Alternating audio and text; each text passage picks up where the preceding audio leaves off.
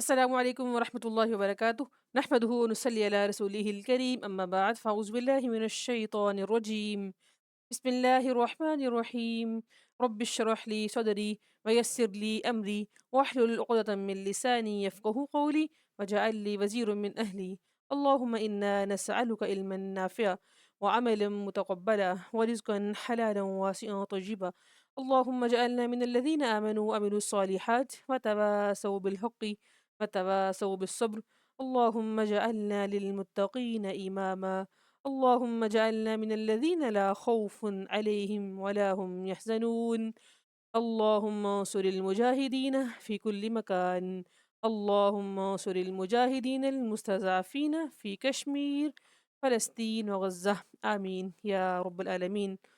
قال النبي صلى الله عليه وسلم أحب الناس إلى الله أنفعهم للناس.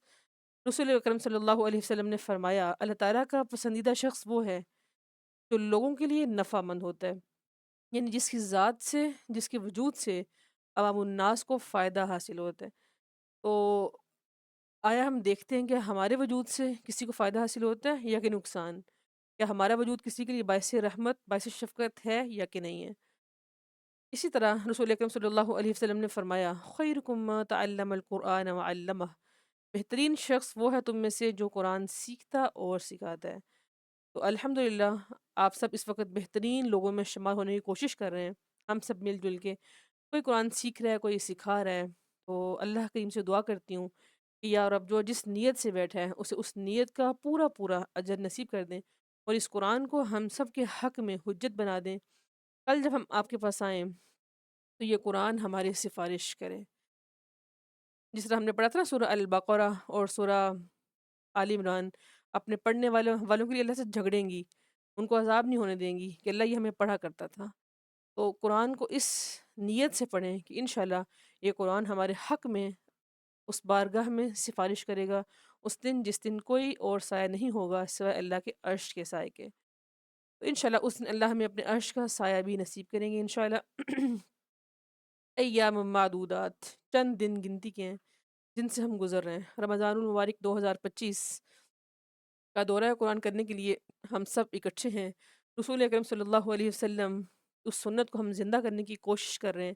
ایک ٹوٹی پھوٹی چھوٹی سی کوشش کر رہے ہیں جو اللہ کے نبی صلی اللہ علیہ وسلم ہر سال جبریل علیہ السلام کے ساتھ قرآن کریم کا دور کیا کرتے تھے. تو الحمدللہ ہم اس سنت کو زندہ کرنے کی کوشش کر رہے ہیں. تو اللہ سے دعا کرتی ہوں کہ اللہ کریم ہمیں حقیقی معنوں میں اس کوشش کو پورا کرنے کی توفیق دیں اور ہمیں اس کا اجر عظیم اپنے پاس جنت الفردوس کی صورت میں نصیب کر دیں. آمین یا رب العالمین. آپ کو ایک ریمائنڈر، آپ کے لیے خوشخبری ہے رسول اکرم صلی اللہ علیہ وسلم کی جانب سے. مرحبا بوصیت رسول اللہ صلی اللہ علیہ وسلم. اللہ کے نبی نے فرمایا تھا جو بھی تمہارے پاس میرے بعد قرآن کریم کا علم حاصل کرنے کے لیے آئے اسے خوش آمدید کہنا. یہ الفاظ چھوٹے نہیں ہیں، یہ بہت بڑے الفاظ ہیں اور بہت قیمتی الفاظ ہیں. یہ آپ کو روزانہ اس لیے سنائے جاتے ہیں کہ آپ کبھی بھی یہ نہ سوچیں کہ ہم اپنا ٹائم ویسٹ کر رہے ہیں یہاں کے. نہیں، آپ کا ٹائم کسی قیمت پر بھی ویسٹ نہیں ہے. اگر آپ کو کچھ سمجھ آتا ہے یا کہ نہیں آتا، آپ کا یہ جو ٹائم ہے، جو ٹائم آپ نے قرآن سیکھنے سکھانے کے لیے لگایا ہے، صرف کیا ہے، مختص کیا ہے، انشاءاللہ یہ آپ کے حق میں حجت ضرور بنے گا. تب پھر آپ اس دن خواہش کریں گے کاش کہ ہم نے اپنا سارا ٹائم قرآن سیکھنے اور سکھانے اور اس کی ایفرٹ کرنے کے لیے لگا دیا ہوتا. ان تمہیدی باتوں کے بعد انشاءاللہ آج ہم دورہ قرآن 2025 میں سورہ انفال شروع کریں گے. نامہ پڑھا ہے سورہ انفال ہے، تلاوت سنتے ہیں. بسم اللہ الرحمن الرحیم یسألونک عن الانفال قل الانفال للہ والرسول فاتقوا اللہ واصلحوا ذات بینکم واطیعوا اللہ ورسولہ ان کنتم مؤمنین انما المؤمنون الذین اذا ذکر اللہ وجلت قلوبهم وَإِذَا تُلِيَتْ عَلَيْهِمْ آيَاتُهُ زَادَتْهُمْ إِيمَانًا وَعَلَى رَبِّهِمْ يَتَوَكَّلُونَ الَّذِينَ يُقِيمُونَ الصَّلَاةَ وَمِمَّا رَزَقْنَاهُمْ يُنْفِقُونَ أولئك هم المؤمنون حقا لهم درجات عند ربهم ومغفرة ورزق کریم۔ سورة الانفال مدنی ہے، یہ مدینہ میں نازل ہوئی۔ نون فا لام یہ روٹ ہے، نفل سے زائد چیز۔ اس سورہ کا نام سورہ انفال کیوں ہے؟ اس سورہ میں مال غنیمت کا بیان ہے، اس لیے اس کا نام انفال ہے۔ مختصر ابن کثیر کی روایت ہے۔ انفال کا مطلب ہوتا ہے زائد مال، خرچ کرنا، مال غنیمت۔ یہ سورہ مدنی ہے، مدینہ میں نازل ہوئی تھی۔ اور اس سورہ کا موضوع کیا ہے؟ اس سورہ میں غزوہ بدر کے یہ سورہ غزوہ بدر کے بعد نازل ہوئی، جو کہ تاریخ اسلام کا سب سے بڑا اور ابتدائی غزوہ تھا۔ غزوہ بدر سے ہی مسلمانوں کی فتح کا آغاز ہو گیا تھا، اس لیے بعض صحابہ اسے سورہ بدر بھی کہا کرتے تھے۔ اس سورہ میں جہاد فی سبیل اللہ کے احکامات ہیں، اور جنگ کے دوران مسلمانوں پہ کیا چیزیں واجب ہوتی ہیں ان کا بیان ہے، اور جنگ کے بعد قیدیوں اور جو ان میں مال غنیمت ہوتا ہے اس کی تقسیم کا بیان ہے۔ اس لیے اس سورہ کا نام سورہ انفال۔ اس سورہ میں 6 مرتبہ مسلمانوں کو اللہ نے ایمان کے وصف سے مخاطب کیا، یعنی یا ایھا الذین آمنو کہہ کے۔ اور حقیقت بھی یہی ہے کہ جنگ کے دوران کتنی مشکلات اور مشقتیں ہوتی تھیں جو مسلمان برداشت کرتے تھے، اور ان کو سمجھایا جا رہا ہے کہ تمہارے ایمان کا تقاضا ہی ہے کہ تم ان مشکلوں میں ڈٹے رہو، نبی کا ساتھ دو اور اللہ پر توکل کرو۔ ایک مسلمان جب میدان جنگ میں ہوتا ہے تو دشمن سامنے سے حملہ کر رہا ہے، صرف اور صرف اللہ پہ توکل اس کے قدم جمائے رکھتا ہے، وگرنہ اس کا دل ڈاواڈول ہوتا ہے، ڈگمگاتا ہے، کبھی پریشان ہوتا ہے شاید میں ہار نہ جاؤں، اس طرح کے کئی خیالات دل میں آتے ہیں۔ تو اللہ فرماتے ہیں اس لیے ہم نے مسلمانوں کو یہ تنبیہ کی کہ کسی بھی غزہ میں جب تم نے جانا ہے تو تمہارے دل میں یہ خیال ہو کہ وہ رب میری میری طرف ہے، یعنی وہ رب مجھے کبھی بھی گرنے نہیں دے گا۔ اور فتح اور نصرت بھی اللہ کے فضل سے ہوتی ہے، اللہ کے نصیب سے ہوتی ہے، جس کی قسمت میں اللہ نے لکھی ہوتی ہے اسی کو ہی ملتی ہے۔ اور یہ پہلی ندا مارکیٹ سے بھاگنے سے ڈرایا گیا ہے۔ یا یسألونک عن الانفال، وہ آپ سے سوال کرتے ہیں مال غنیمت کے بارے میں کہ وہ کیا کچھ خرچ کریں۔ قل الانفال للہ والرسول، آپ کہہ دیجئے خرچ کرنا اللہ اور اس کے رسول، یعنی مال غنیمت۔ یہاں پہ ہم اس کا ترجمہ مال غنیمت پڑھیں گے۔ مال غنیمت اللہ اور اس کے رسول کے لیے ہے۔ اس سورہ کا شان نزول کیا ہے، یعنی یہ سورہ کس سبب کی وجہ سے نازل ہوئی؟ مصعب بن سعد رضی اللہ عنہ اپنے باپ سے بیان کرتے ہیں کہ ان کے بارے میں 4 آیتیں نازل ہوئیں۔ ایک یہ کہ غزوہ بدر کے دن انہیں ایک تلوار ملی، وہ اسے لے کے اللہ کے نبی کے پاس آئے تو انہوں نے کہا اے اللہ کے رسول صلی اللہ علیہ وسلم، یہ مجھے دے دیجئے۔ رسول اکرم نے فرمایا اسے رکھ دو۔ پھر وہ کھڑے ہوئے اور عرض کی یا رسول اللہ مجھے آپ عطا کر دیجئے۔ آپ نے فرمایا اسے وہیں رکھ دو۔ پھر وہ دوبارہ کھڑے ہوئے اور عرض کی اللہ کے رسول صلی اللہ علیہ وسلم یہ مجھے دے دیجئے۔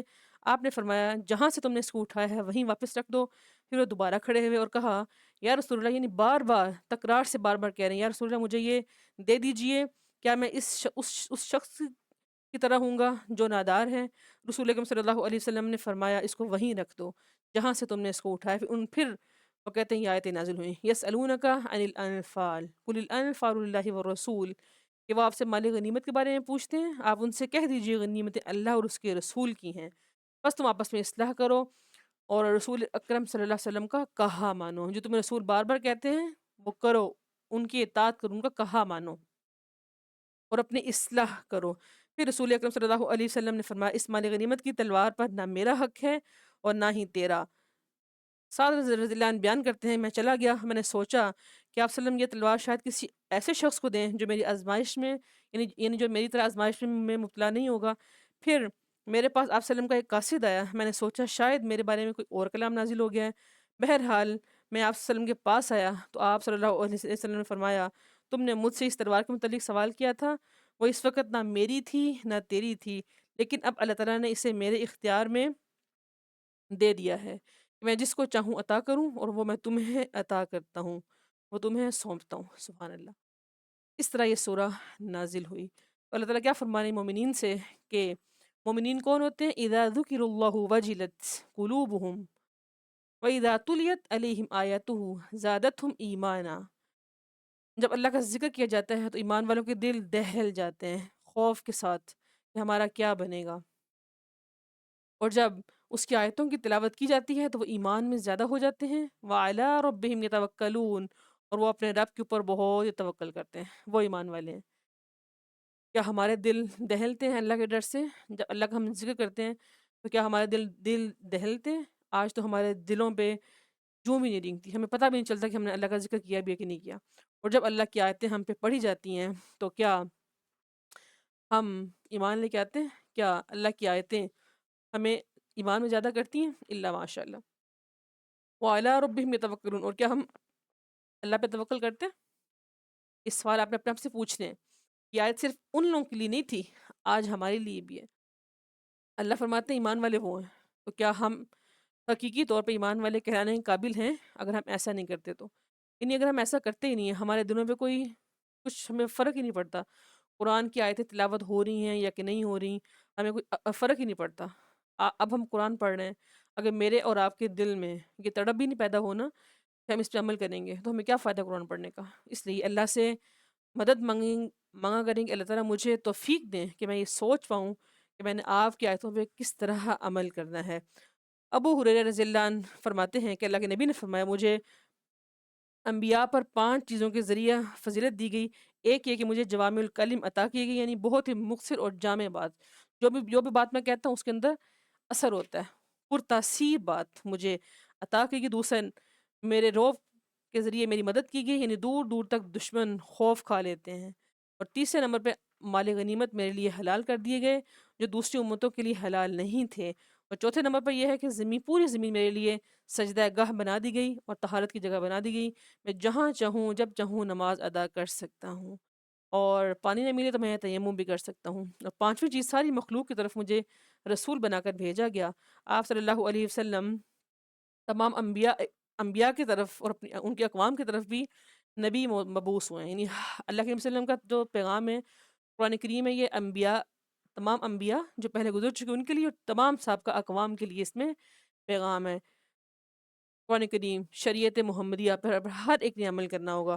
اور چھٹے نمبر پر میری آمد کے بعد نبوت ختم کر دی گئی، یعنی میں خاتم النبیین ہوں، میرے بعد اور کوئی نبی نہیں آئے گا۔ آج جھوٹی نبوت کے دعوے کرنے والے لوگ وہ کہاں ہیں؟ جھوٹے دعوے کرتے ہیں، صحیح مسلم کی روایت ہے۔ اسی طرح اللہ فرماتے ہیں الذین یقیمون الصلاۃ ومما رزقناہم ينفقون، ایمان والے کون ہوتے ہیں؟ جو نماز قائم کرتے ہیں اور ہمارے دیے ہوئے میں سے خرچ کرتے ہیں اللہ کے راستے میں۔ کیا ہم ایسے ہیں؟ خرچ کرتے ہیں اللہ کے راستے میں دل کھول کے؟ ہم نے پیچھے پڑھا تھا اللہ کو ہم نے قرض حسنہ دینا ہے اور نماز کو اس کے وقت مقررہ پر قائم کرنے کی پوری کوشش کرنی ہے۔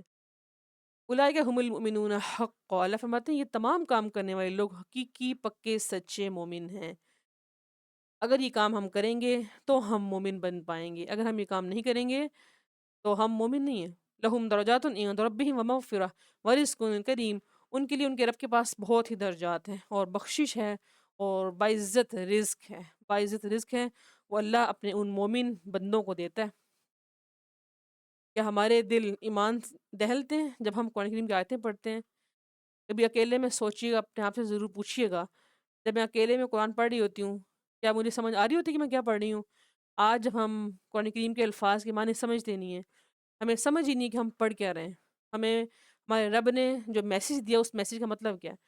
ایک مثال ذرا آپ ایک مثال سے ذرا بات سمجھیں۔ اگر آپ کو کسی بہت پیارے نے ایک لیٹر بھیجا ہو، ایک خط بھیجا ہو، تو وہ کسی اور زبان میں ہو، کسی اور لینگویج میں ہو، فار ایگزامپل انگلش میں ہو، آپ کو انگلش نہیں آتی، تو آپ کیا وہ پڑھ پائیں گے؟ ہرگز نہیں۔ اگر آپ الفاظ پڑھ بھی لیں گے یا کسی سے پڑھوا بھی لیں گے تو آپ کو ان کی ڈیپتھ کا، ان کے معنی کا سمجھ نہیں آئے گا۔ اسی طرح یہ قرآن کریم ہمارے پیارے رب کا میسیج ہے ہم سب کے لیے۔ اللہ نے اس قرآن میں ہم سب کے نام میں اپنا پیغام بھیجا ہے، یہ اللہ کا کلام ہے، اللہ ہم سے باتیں کر رہے ہیں۔ تو اگر ہم اس عربی کو سمجھیں گے نہیں، اس کو ہم ڈیپتھ میں جا کے علم حاصل کریں گے نہیں کریں گے پراپر، تو کیا ہم اپنے اس رب کا پیغام سمجھ پائیں گے؟ کیا رب کی طرف سے بھیجا ہوا خط، بھیجا ہوا پیغام، بھیجا ہوا ذکر کیا ہم پڑھ پائیں گے؟ سمجھ پائیں گے؟ ہرگز نہیں۔ اس لیے کوشش کریں کہ قرآن کریم کا علم حاصل کریں، ترجمہ سیکھیں، آپ کو آنا چاہیے۔ قرآن کریم کا پورا ترجمہ آپ سب کو آنا چاہیے۔ اس لیے ہمیں کوشش کرتے ہیں کہ جو ہم سیکھتے ہیں، الحمدللہ ہم نے ایک کلاس کا بھی آغاز کیا ہوا ہے جس میں ہم ترجمہ روزانہ کا 4 آیتیں، 3 آیتیں، 5 آیتیں پڑھتے ہیں۔ پہلے ہم ترجمہ پڑھتے ہیں، پھر ہم ان کا لفظی ترجمہ، پھر ہم باب محاورہ ترجمہ پڑھتے ہیں، پھر ہم کچھ مشکل الفاظ کی وضاحت دیکھتے ہیں۔ تو یہ ایک کوشش ہے کہ آپ سب وہ سیکھ پائیں، یعنی ڈیلی کی 2 آیتیں 3 آیتیں کم از کم سیکھ پائیں۔ تو آپ یہ سوچیں اتنی بڑی زندگی، اتنی لمبی زندگی گزارنے کے بعد اگر ہمیں قرآن کریم کا ترجمہ ہی نہیں یاد ہوگا، یعنی ہم چاہیں گے نہیں کہ ہم سیکھیں، تو کوئی فائدہ ہے ہماری زندگی کا؟ ہوں، بس ہم زندگی میں کھانے پینے تو نہیں نا آئے، کھانے پینے سونے یا بحث کرنے یا غیبتیں کرنے تو نہیں آئے نا۔ اصل کام یہ ہے، اس لیے قرآن کریم کا ترجمہ پڑھیں، اسے سیکھیں۔ ایک ہوتا ہے پڑھنا، ایک ہوتا ہے سننا، ایک ہوتا ہے یاد کرنا، پراپر اسٹوڈنٹ بن کے یاد کرنا۔ اس میں عمر کی کوئی قید نہیں ہے، اگر آپ بڑے ہو گئے کوئی مسئلہ نہیں۔ جو علم ہے وہ تو ہمیشہ حاصل ہوگا۔ وہ صحابہ کرام کتنے کتنے بڑے تھے، بوڑھے صحابہ نے حفظ کیا تھا۔ آج ہم کہتے ہیں کہ ہم بوڑھے ہو گئے ہیں، اب ہمارا حافظہ کمزور ہو گیا، ہم کیسے حفظ کریں؟ ایسا نہیں ہے۔ اللہ کی طرف آئیں، اللہ اس قرآن کی تاثیر یہ ہے کہ بہت ہی نرم ہے یہ قرآن۔ اس کی تاثیر یہ ہے کہ یہ ہر ایک کو سمجھ آتا ہے، جو سمجھنا چاہے۔ پھر اللہ اس کی برکت کی وجہ سے لوگوں کے دلوں کو کھولتے ہیں، انہیں شرح صدر نصیب کرتے ہیں۔ تو اللہ سے دعا کرتی ہوں کہ اللہ ہم سب کو شرح صدر نصیب کریں، اور ہمیں اس قرآن کو عمر کے کسی بھی حصے میں ہوں تو ہمیں یہ سیکھنا آ جائے، ہمیں یہ پڑھنا آ جائے۔ آمین یا رب العالمین۔ میں ہمیشہ ایک موٹیویشن کے لیے ایک بات بتاتی ہوں، ایک اسٹوری سناتی ہوتی ہوں، آپ کو بھی سناتی ہوں کہ ایک خاتون تھیں، انہوں نے اللہ سے وعدہ کیا تھا کہ اللہ میں اپنی اولاد میں سے کسی ایک کو حافظ بناؤں گی۔ تو اولاد میں سے کسی کی قسمت میں حفظ کرنا نصیب نہ ہوا، یعنی کسی اولاد نے ان کی بات مانی نہیں، کسی نے حفظ نہیں کیا، اللہ نے ان کی قسمت میں لکھا نہیں تھا۔ وہ خاتون کہتی ہیں کہ میں بہت ہی پریشان تھی کہ میں نے اللہ سے ایک وعدہ کیا تھا، تو اس وعدے کی میں خلاف ورزی کر رہی ہوں، یعنی میں نے وعدہ پورا نہیں کیا، وعدہ میں بے وفائی کر رہی ہوں۔ تو انہوں نے کیا کیا، انہوں نے اپنے آپ کو پیش کر دیا کہ اگر میری اولاد نے حفظ نہیں کیا، میں خود اب حفظ کروں گی۔ تو ان کو تجوید کا بھی کچھ آتا نہیں تھا، عمر بڑی تھی، بڑھاپا چھا گیا تھا، لیکن الحمدللہ ہم نے ان کو موٹیویشن دلائی، ابھارا، تو انہوں نے شروع کیا پڑھنا۔ 2 پارے انہوں نے حفظ کیے، اور 2 پارے حفظ کرنے کے بعد ان کا اجل آ گیا، ان کو اللہ نے اپنے پاس بلا لیا، یعنی ان کی ڈیتھ ہو گئی۔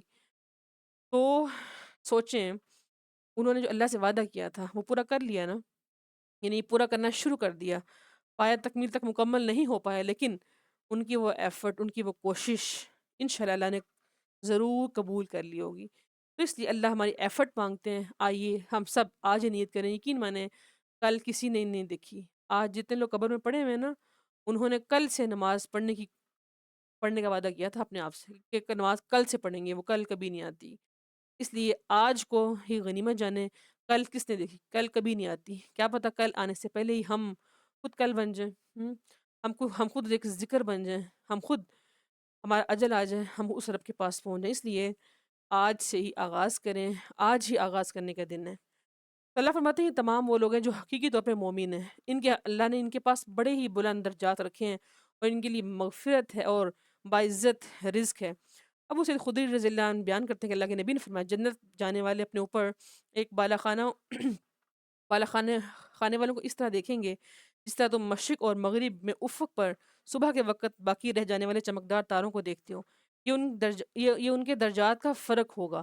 تو صحابہ کرام نے پوچھا اللہ کے نبی صلی اللہ علیہ وسلم کیا وہ انبیاء کے گھر ہوں گے جن تک ان کے علاوہ کوئی نہ پہنچ سکے گا؟ آپ نے فرمایا نہیں، اس ذات کی قسم جس کے ہاتھ میں میری جان ہے، ان بالا خانوں میں وہ آدمی رہیں گے جو اللہ تعالیٰ پر ایمان لائیں گے اور اس کے رسول کی تصدیق کریں گے۔ اللہم جعلنا منہم، صحیح بخاری کی روایت۔ اسی طرح ابو سعید خدری رضی اللہ عنہ فرماتے ہیں اللہ کے نبی نے فرمایا یقیناً بلند درجات والے جنتیوں کو ان کے کم درجات والے جنتی اس طرح دیکھیں گے جس طرح تم آسمان کے کسی کنارے میں روشن تارے کو دیکھتے ہو، اور بلا شبہ وہ ابو بکر عمر بھی انہی بلند درجات والوں کو لوگوں میں سے ہوں گے۔ ان کے لیے کیا خوب قسمت کی بات ہے، سبحان اللہ، کیا خوش قسمت وہ لوگ ہوں گے نا۔ دعا کریں اللہ مجھے اور آپ کو بھی ان بالا خانوں میں تھوڑی وہ جگہ نصیب کر دیں۔ آمین یا رب العالمین۔ کی کوشش کرنے سے ملتا ہے یہ مقام، ایسے نہیں مل جاتا، صرف حسرت کرنے سے نہیں ملتا، ایفرٹ کرنی پڑتی ہے، ہر کام کے لیے ایفرٹ کرنی پڑتی ہے نا۔ ایفرٹ کیے بغیر تو ہم کھانا بھی نہیں کھا سکتے۔ کبھی ایسا ہوا کہ وہ پانی پڑا، آپ نے کہا پانی میرے پاس چل کے آ جاؤ، پانی کبھی چل کے آیا؟ کبھی نہیں آیا۔ کھانا کبھی چل کے نہیں، جب تک اس کو ہم اپنے منہ میں خود ڈالیں نہیں تب تک۔ اس لیے کوشش کریں، ایک قدم بڑھائیں، وہ رب دوڑ کے آتا ہے، اپنے رب بندوں کا ویلکم کرتا ہے۔ اگلی آیات میں غزوہ بدر کے بارے میں بیان ہے، کما اخرجک ربک من بیتک بالحق وان فریقا من المؤمنین لکارہون، جس طرح آپ صلی اللہ علیہ وسلم کا نکلنا حق کے ساتھ اپنے گھر سے، حالانکہ ایمان والوں کا ایک گروہ اس بات کو سخت ناپسند کر رہا تھا۔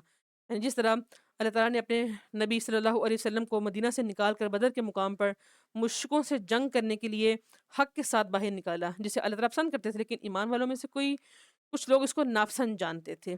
اس آیت کا مفہوم ہی یہ ہے کہ جس طرح اس وقت مدینہ سے نکلنے پر مسلمان ہچکچا رہے تھے اور خطرے کا سامنا تھا، گھبرا رہے تھے پتہ نہیں ہمارا کیا بنے گا، اور بدر کے میدان میں اللہ تعالیٰ نے ان کو فتح دی اور مال غنیمت ان کے ہاتھ آیا، اسی طرح آج بھی مال غنیمت کی تقسیم میں ناراض نہیں ہونا چاہیے۔ اور اللہ تعالیٰ کیا فرماتے ہیں، جو حصہ تمہاری قسمت میں ہوگا تمہیں ملے گا۔ تو وہ کیا وقت تھا جب مسلمان اتنی کم تعداد میں تھے اور دشمن زیادہ تھا، تو پریشانی تھی، شاید ہم ہار نہ جائیں، دشمن جیت جائے گا۔ تو اللہ فرماتے ہیں اللہ تعالیٰ نے گھر سے نکالنے سے پہلے اور اس عظیم غزوے کے ذکر سے پہلے ایمان والوں کی یہ صفات بیان کی ہیں کہ تم پکے سچے مومن ہو، تم پہ یہ مشکلیں آئیں گی، تم نے ان کو خوش دلی سے سہنا ہے، خوش اسلوبی سے تم نے ان کو سہنا ہے، ہنستے مسکراتے، کیونکہ تم ایمان والے ہو۔ یہ صفتیں بیان کرنے کا مقصد یہ ہے کہ تمہیں ان تمام کاموں سے گزرنا پڑے گا۔ اب غزوہ بدر کے حالات ہیں، وہ کیسے حالات تھے جب اللہ نے نبی کی اور مسلمانوں کی مدد کروائی، مدد کی فرشتوں کے ساتھ، سبحان اللہ۔ تو دشمن کتنا زیادہ تھا اور مسلمان صرف 313 تھے اور پریشان تھے کہ ہمارا کیا بنے گا۔ شعبان 2 ہجری میں قریش کا ایک تجارتی قافلہ شام سے مکہ کی طرف واپس جا رہا تھا اور قافلے کے ساتھ تقریباً 60,000 اشرفی تھی، یعنی اتنا سامان ان کے ساتھ تھا۔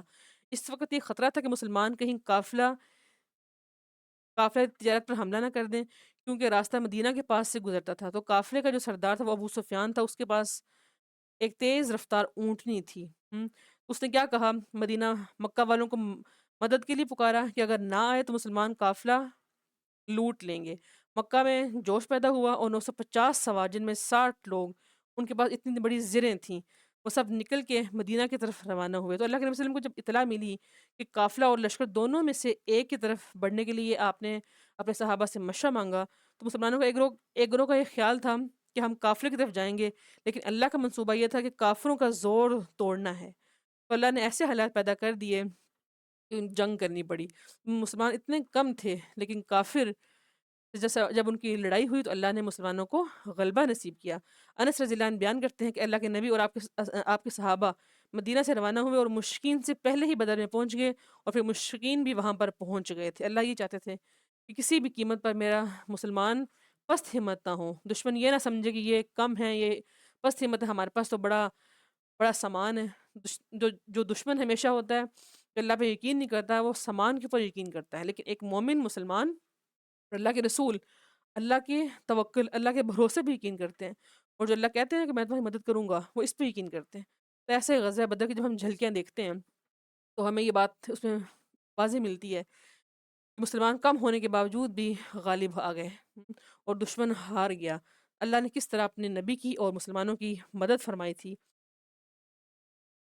آیت نمبر 6 میں اللہ فرماتے ہیں یجادلونک فی الحق بعد ما تبین کانما یساقون الی الموت وهم ینظرون، اور آپ سے حق کے بارے میں جھگڑتے تھے گویا کہ وہ موت کی طرف دھکیلے جا رہے ہیں، اور وہ اس کو اپنی آنکھوں سے دیکھتے تھے۔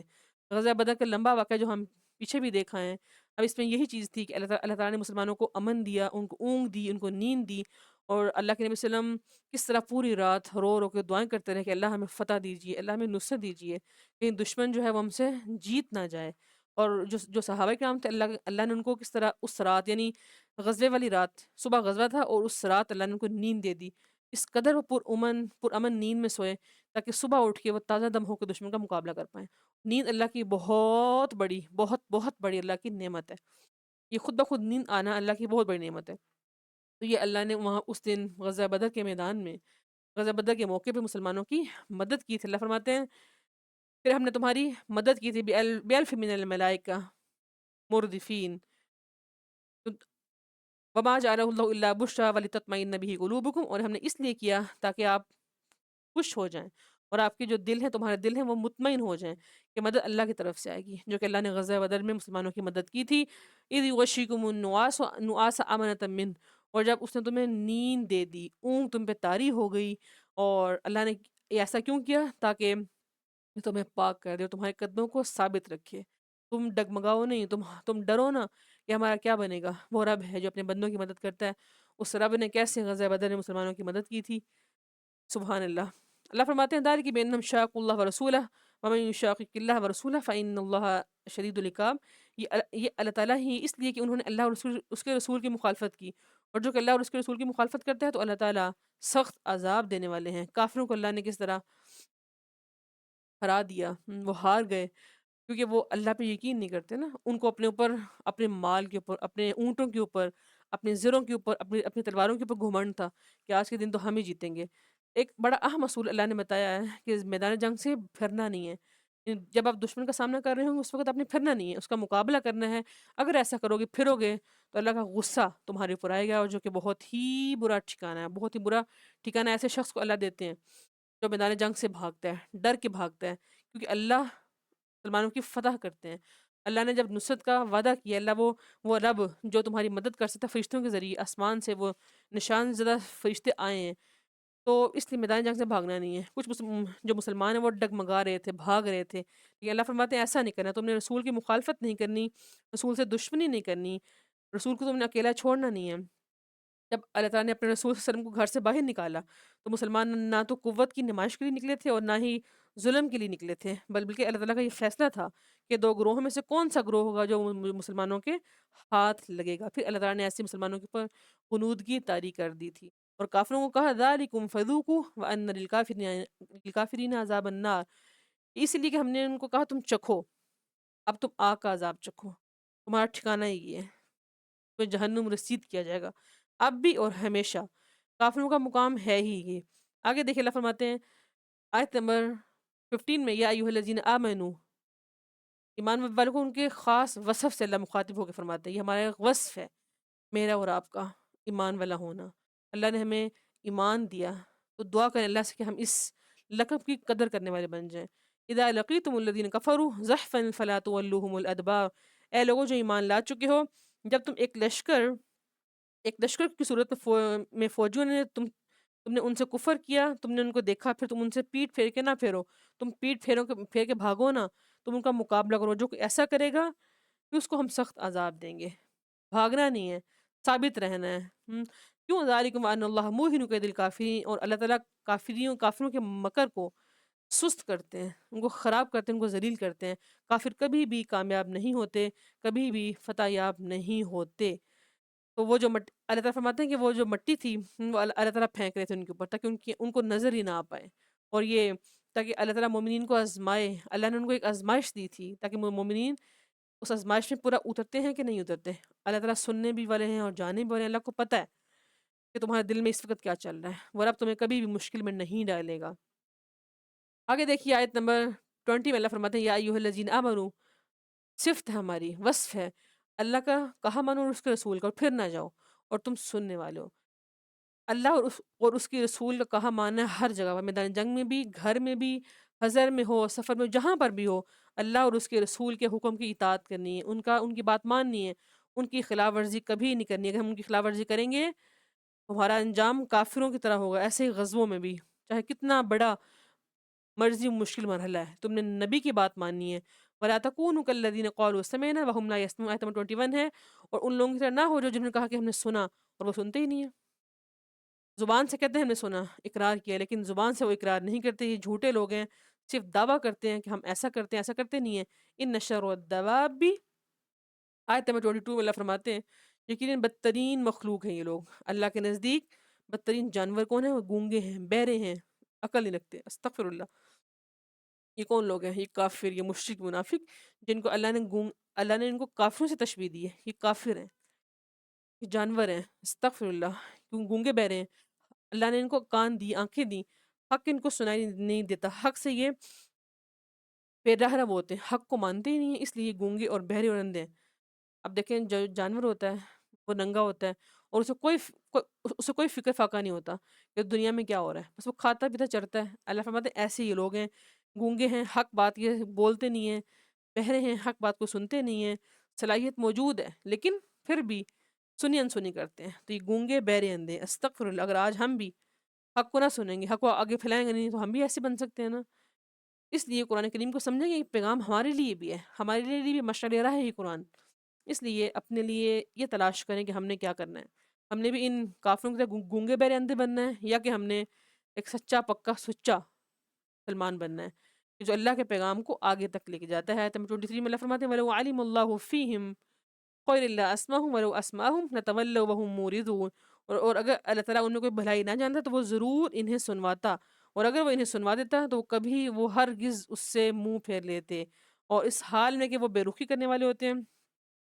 غیر مسلموں کا عقیدہ بیان ہو رہا ہے کہ وہ اعراض کرتے ہیں، ہر حال میں اعراض کرتے ہیں، بات کو نہیں مانتے۔ آگے دیکھیے آیت نمبر 27 میں اللہ فرماتے ہیں یا ایھا الذین آمنوا لا تخونوا اللہ ورسول وتخونوا اماناتکم وانتم تعلمون۔ پھر اللہ ایمان والوں کو مخاطب ہو کے فرماتے ہیں اے ایمان والو، لا تخونوا اللہ، تم اللہ اور اس کے رسول سے خیانت نہ کرو، اور اپنی ایمانتوں میں بھی تم خیانتیں نہ کرو، وانتم تعلمون، اور حالانکہ تم جانتے ہو خیانت کرنا کتنا برا کام ہے۔ خیانت کرنا، کسی کی چیز کو چرا لینا، نکال لینا، خیانت نہیں کرنی، چاہے وہ اللہ اور اس کے رسول کے حکم میں ہو، چاہے وہ کسی امانت میں خیانت ہو، کوئی بھی ہو۔ منافق کی صفتوں میں سے ایک صفت یہ بھی ہے کہ وہ خیانت کرتا ہے، خیانت نہیں کرنی۔ علی بن ابو طلحہ نے ابن عباس سے روایت کیا کہ وَتَخُونُ أَمَانَاتِكُمْ، یعنی اپنی امانتوں میں بھی تم خیانت نہ کرو۔ میں امانت میں تمام وہ کام مراد لیتا ہوں، تمام اعمال ہیں، تمام فرائض ہیں جن پر اللہ تعالیٰ نے اپنے بندوں کو امین ٹھہرایا۔ کتنی بڑی بات ہے۔ اب یہ نہیں کہ صرف مال ہے یا کوئی پیسے ہیں وغیرہ وغیرہ، نہیں، بلکہ وہ تمام اعمال، وہ تمام فرائض جو اللہ نے ہمیں دیے ہیں، اگر ہم وہ پورے نہیں کریں گے اس کا مطلب ہے کہ ہم نے خیانت کی اللہ کے ساتھ۔ استغفر، کبھی ہم نے سوچا یہ بات؟ آج انشاءاللہ ہم نہیں پڑھنے کے بعد یہ سوچنا ہے کہ اب میں اور آپ، اللہ نے جو ہم پہ فرائض کیے، چیزیں فرض کی، نمازیں فرض کی، کیا ہم ان میں خیانت کرتے ہیں؟ کیا ہم ان کو ان کے مکمل طریقے سے ادا کرتے ہیں یا کہ نہیں کرتے؟ کرتے ہیں تو ہم پھر خیانت نہیں کرتے، لیکن اگر ہم ویسا نہیں کرتے تو ہم خیانت کرتے ہیں۔ استغفر اللہ۔ ابو ہریرہ رضی اللہ عنہ نے فرمایا، اللہ کے نبی نے فرمایا منافق میں 3 نشانی ہیں، منافق کی 3 نشانی ہیں: جب بات کرتا ہے جھوٹ بولتا ہے، جب اس کے پاس کوئی امانت رکھوائی جاتی ہے تو اس میں سے خیانت کرتا ہے، استغفر اللہ استغفر اللہ، اور جب بات کرتا ہے تو جھوٹ بولتا ہے، ہمیشہ جھوٹ بولتا ہے، استغفر اللہ استغفر اللہ، لڑائی کرتا ہے، بحث کرتا ہے، گالیاں دیتا ہے، ایسا منافق ہوتا ہے۔ تو کیا ہم منافق ہیں ہی مسلمان ہیں؟ آج ہم خیانت ہمارے اندر کوٹ کوٹ کے بھری ہوئی، ہر کام میں 2 نمبری، ہر کام میں ہم خیانت کرتے ہیں۔ تو اللہ کے نبی نے کیا فرمایا؟ اس کا ایمان نہیں ہے جس کے اندر ایمانت کی پاسداری نہیں ہے، اس کا دین نہیں جس کے اندر عہد کی پاسداری نہیں ہے، اس انسان کا دین ہی نہیں ہے۔ مسند احمد کی روایت ہے۔ آج کیا ہم دیندار ہیں؟ ہم کیسے ایمان والے ہیں؟ ہم اس قدر خیانتیں کرتے ہیں، ہم اپنے گھر میں سے خیانتیں، ہم اپنے ساتھ رہنے والوں سے 2 نمبریاں کرتے ہیں۔ اللہ کے نبی نے فرمایا اس کا کوئی دین نہیں ہے، جو عہد کی پاسداری نہیں کرتا۔ استغفر اللہ۔ آگے دیکھیے اللہ فرماتے ہیں آیت نمبر 24 میں، اسی میں وَاعْلَمُوا أَنَّ اللَّهَ يَحُولُ بَيْنَ الْمَرْءِ وَقَلْبِهِ، اور تم اچھی طرح جان لو کہ اللہ تعالیٰ بندے اور اس کے دل کے درمیان حائل ہے۔ اللہ دیکھ رہے ہیں، اللہ جانتے ہیں، اللہ کو پتہ ہے تم کیا کر رہے ہو۔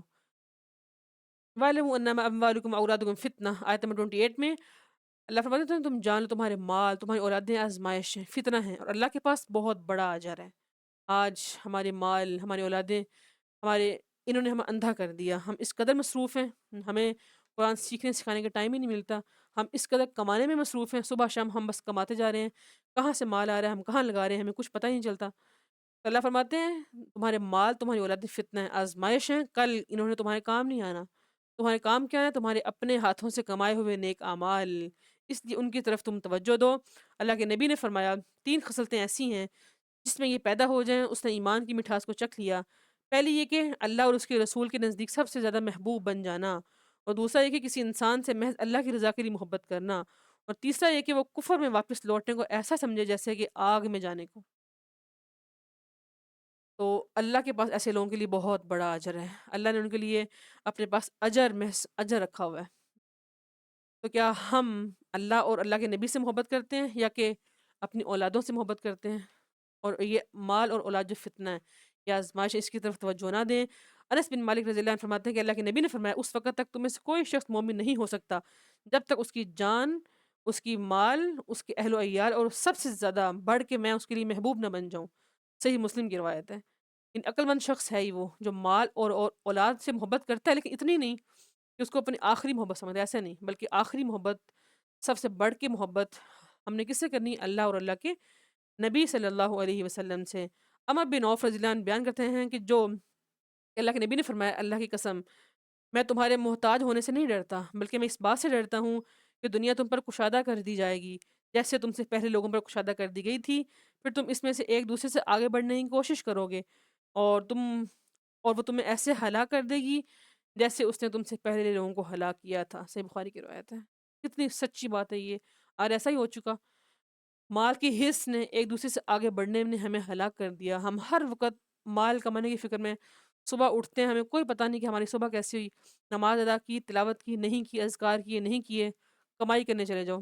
آج افسوس سے کہنا پڑتا ہے، مائیں اپنے بچوں کو فجر کے لیے تو اٹھاتی نہیں ہیں، لیکن اسکول جانے کے لیے اٹھاتی ہیں۔ کیا جتنے شوق سے اور محبت سے وہ بچوں کو اسکول جانے کے لیے اٹھاتی ہیں، کیا کبھی کسی ماں نے اپنے بچے کو اتنی محبت سے قرآن کلاس کے لیے اٹھایا، نماز کے لیے اٹھایا؟ نہیں، الا ماشاء اللہ۔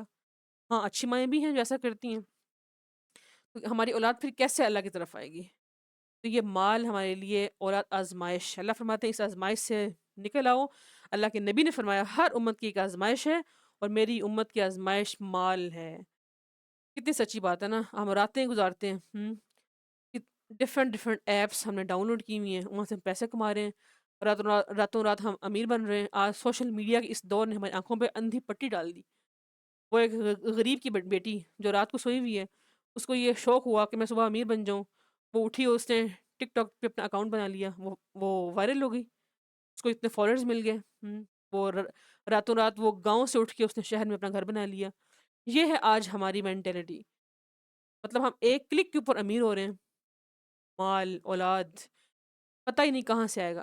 ہم نے کل پڑھا تھا، اللہ فرمائیں گے ابن آدم ان 5 سوالوں کا جواب دینے سے پہلے کہیں جا نہیں سکے گا، اس کے قدم اٹھیں گے نہیں آگے، اور ان میں سے ایک یہ تھا کہ تم نے مال کہاں سے کمایا، حلال کا کمایا یا کہ حرام کمایا۔ آج ہمارے مال ہمیں پتہ ہی نہیں ہے حرام ہے یا حلال ہے، الا ماشاء اللہ، استغفر اللہ۔ خواتین کہتی ہیں بس مال لے آؤ، مال جیسے مرضی لے کے آؤ۔ مرد بیچارہ پوری کوشش کرتا ہے کہ میں اپنے گھر والوں کو خوش رکھوں، چاہے مال جہاں سے مرضی لے کے آؤں، وہ حلال حرام کی تمیز چھوڑ دیتا ہے۔ آج ہمارے معاشرے میں حلال اور حرام کی تمیز ختم ہو گئی۔ اسی طرح عمران بن حسین فرماتے ہیں، اللہ کے نبی نے فرمایا میں نے جنت میں جھانکا تو میں نے دیکھا وہاں ان لوگوں کی کثرت ہے جو دنیا میں محتاج تھے، یعنی جو دنیا میں غریب تھے، دوسروں سے مانگتے تھے، لیکن وہ دنیا میں رہتے ہوئے مال کی طرف توجہ نہیں دیتے تھے، اللہ اور اللہ کے نبی کو مانتے تھے، وہ جنت میں زیادہ ہوں گے۔ آج مال کمانے والے، مال کی حرص نے ہمیں اندھا کر دیا، صرف ہمیں مال مال مال، میرا مال، میرا مال کیا ہے؟ اللہ کے نبی نے کیا فرمایا؟ تیرا مال بس وہ جو تو نے کھا کے ہضم کر دیا، پہن کے پرانا کر دیا، یا جو تو نے اپنے ہاتھوں سے اللہ کو صدقہ دے دیا، اللہ کے پاس ذخیرہ کروا دیا، بس باقی سارا تو مال تیرے پچھلوں کا ہے۔ آج تیری آنکھ بند ہوگی تو تیرے پچھلے لڑیں گے، مریں گے کہ یہ مال میرا ہے، تو وہ مال کس کا ہے؟ استغفر اللہ۔ عمر بن عاص فرماتے ہیں کہ میں نے آپ وسلم کو یہ کہتے ہوئے سنا، محتاج مہاجرین دولت مندوں سے 500 سال پہلے جنت میں پہنچ جائیں گے۔ سبحان اللہ، سبحان اللہ۔ آج ہم مال کی حرص میں اتنے غافل ہو گئے کہ ہمیں پتہ ہی نہیں کہ ہماری نمازیں کہاں جا رہی ہیں۔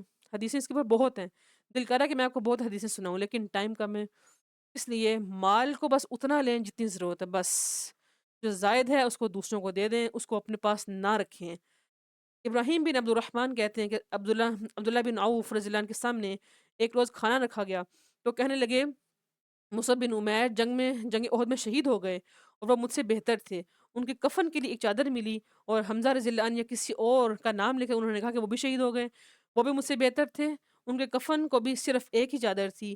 میں ڈرتا ہوں کہ ایسا نہ ہو کہ عیش و آرام کے سامان ہمیں دنیا میں ہی دے دیا جائے، اور بعد میں ہمارے لیے کچھ نہ بچے، آخرت میں اللہ کہیں تم نے سب کچھ لے لیا۔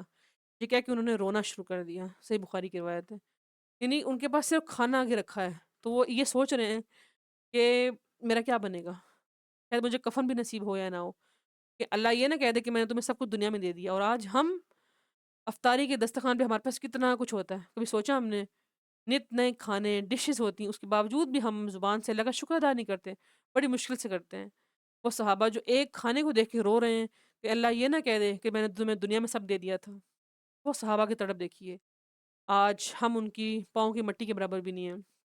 رضی اللہ عنہم ورضوا عن، اللہ سے دعا کریں کہ اللہ مجھے اور آپ کو مال سے محبت کرنے والا نہ بنائے، اور اتنا دے جتنی ہمیں اس کی ضرورت ہے۔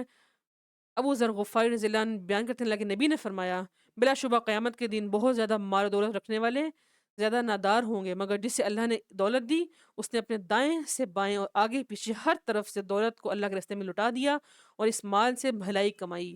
صحیح بخاری کی روایت ہے۔ معلوم کیا ہوا؟ اللہ آپ کو مال دے، اس کو لوگوں پہ خرچ کریں، اللہ کے بندوں میں خرچ کریں، تاکہ یہ معاشرہ غریب نہ رہے، تاکہ ہر بندہ مل جل کے کھائے پیے، مال کو آپس میں تقسیم کر کے کھائیں، پھر انشاءاللہ وہ مال آپ کے لیے فائدہ مند ہوگا۔ اگر اپنے بینک بیلنس بھرتے جائیں گے، آپ کا یتیم رشتہ دار، غریب بچہ بھوکا ہے، ان کے پاس عید کے کپڑے نہیں ہیں، ان کے پاس روزہ رکھنے کے لیے افطاری کا سامان نہیں ہے، اگر آپ انہیں کچھ دیں گے نہیں تو آپ کا یہ جو بینک بیلنس ہے کسی کام نہیں آئے گا۔ اس لیے آج توجہ کر لیں، آج اللہ کی طرف رجوع کر لیں، مال کو اور اولاد کو اس قدر اپنے اوپر نہ سوار کریں۔ یہ اولاد ہے نا، یہ اولاد یہ اللہ نے دی ہے، اللہ نے پوچھنا ہے کل، اس دن یہ اس اولاد نے کہنا ہے کہ اللہ مجھے تو نہیں پتہ ہے میرے ماں باپ میں یہ نہیں، اللہ ماشاء اللہ وہ اولاد جو جس کو آپ نے سکھایا، پڑھایا لکھایا ہے، قرآن کا علم سکھایا ہے، وہ اولاد آپ کے حق میں گواہی دے گی، آپ کے لیے صدقہ جاریہ بنے گی۔ اس کے علاوہ اور کوئی اولاد نہیں جس کو آپ نے صرف دنیا کی ڈگریاں دلوائیں کہ میرا بیٹا ڈاکٹر بن جائے، انجینئر بن جائے، اللہ ماشاء اللہ، اگر آپ نے ان کو تمیز تربیت نہیں سکھائی تو اولاد آپ کے لیے آزمائش ہے۔ اس لیے اپنے لیے خود اعمال کریں، کیونکہ قبر میں اکیلے جانا ہے، کسی نے کسی کے کام نہیں آنا اس نفسا نفسی کے دور میں۔ اللہ سے دعا کرتی ہوں کہ اللہ ہم نے جو اس پہ اتنی لمبی بات کی، کسی ایک کو کچھ ایک سمجھ آ گیا ہو، تاکہ ہم اس مال اور اولاد کی فتنے سے اپنے آپ کو دور رکھ پائیں۔ بس ہم سمجھیں اللہ نے مجھے یہ دولت دی ہے، میں نے اس کو استعمال کرنا ہے بس۔ آگے دیکھیے آیت نمبر 32 میں اللہ فرماتے ہیں وَإِذْ قَالُوا اللَّهُمَّ إِن كَانَ هَذَا هُوَ الْحَقُّ مِنْ عِنْدِكَ فَأَمْطِرْ عَلَيْنَا حِجَارَةً مِنَ السَّمَاءِ، اور یہ کتنے ہی یہ ہٹ درم لوگ ہیں، کہتے ہیں آپ ہم پہ بارش برسا دیجئے، پتھروں کی بارش، یا ہم پہ عذاب لے آئیے۔ اگر آپ کہتے ہیں نا کہ یہ حق نہیں ہے تو اللہ فرماتے ہیں وَمَا كَانَ اللَّهُ لِيُعَذِّبَهُمْ وَأَنْتَ فِيهِمْ، اللہ فرماتے ہیں میرا نبی تم میں موجود ہے اور میں کیسے عذاب بھیج سکتا ہوں۔ وَأَنْتَ فِيهِمْ وَمَا كَانَ اللَّهُ مُعَذِّبَهُمْ وَهُمْ يَسْتَغْفِرُونَ، اور آپ ان میں موجود ہوں گے اور نہیں ہے اللہ کے لائق کہ وہ ان کو عذاب دے اور وہ استغفار کرتے ہوں، یعنی بری محفلوں میں اچھے لوگ بھی بیٹھے ہوئے اللہ ان کا حیا کرتے ہوئے تمہیں عذاب نہیں دے رہے، مگر تمہارا تو کوئی ایسا کام ہی نہیں ہے، تمہارا تو ہر کام اتنا برا ہے کہ تمہیں ابھی تم پہ عذاب آ جائے، تم پہ عذاب آسمان سے پتھر نازل ہوں، استغفر اللہ۔ تو اللہ فرماتے ہیں میرا نبی تم میں موجود ہے، مجھے یہ لائق نہیں کہ میں تمہیں عذاب دوں اور وہ استغفار کرتے ہوں۔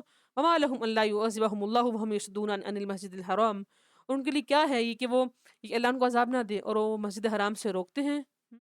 یہ مسجد حرام سے روکنا کتنا بڑا جرم تھا، اللہ کے گھروں سے روکنا، اللہ کے گھر سے گھر میں جانے سے لوگوں کو روکنا۔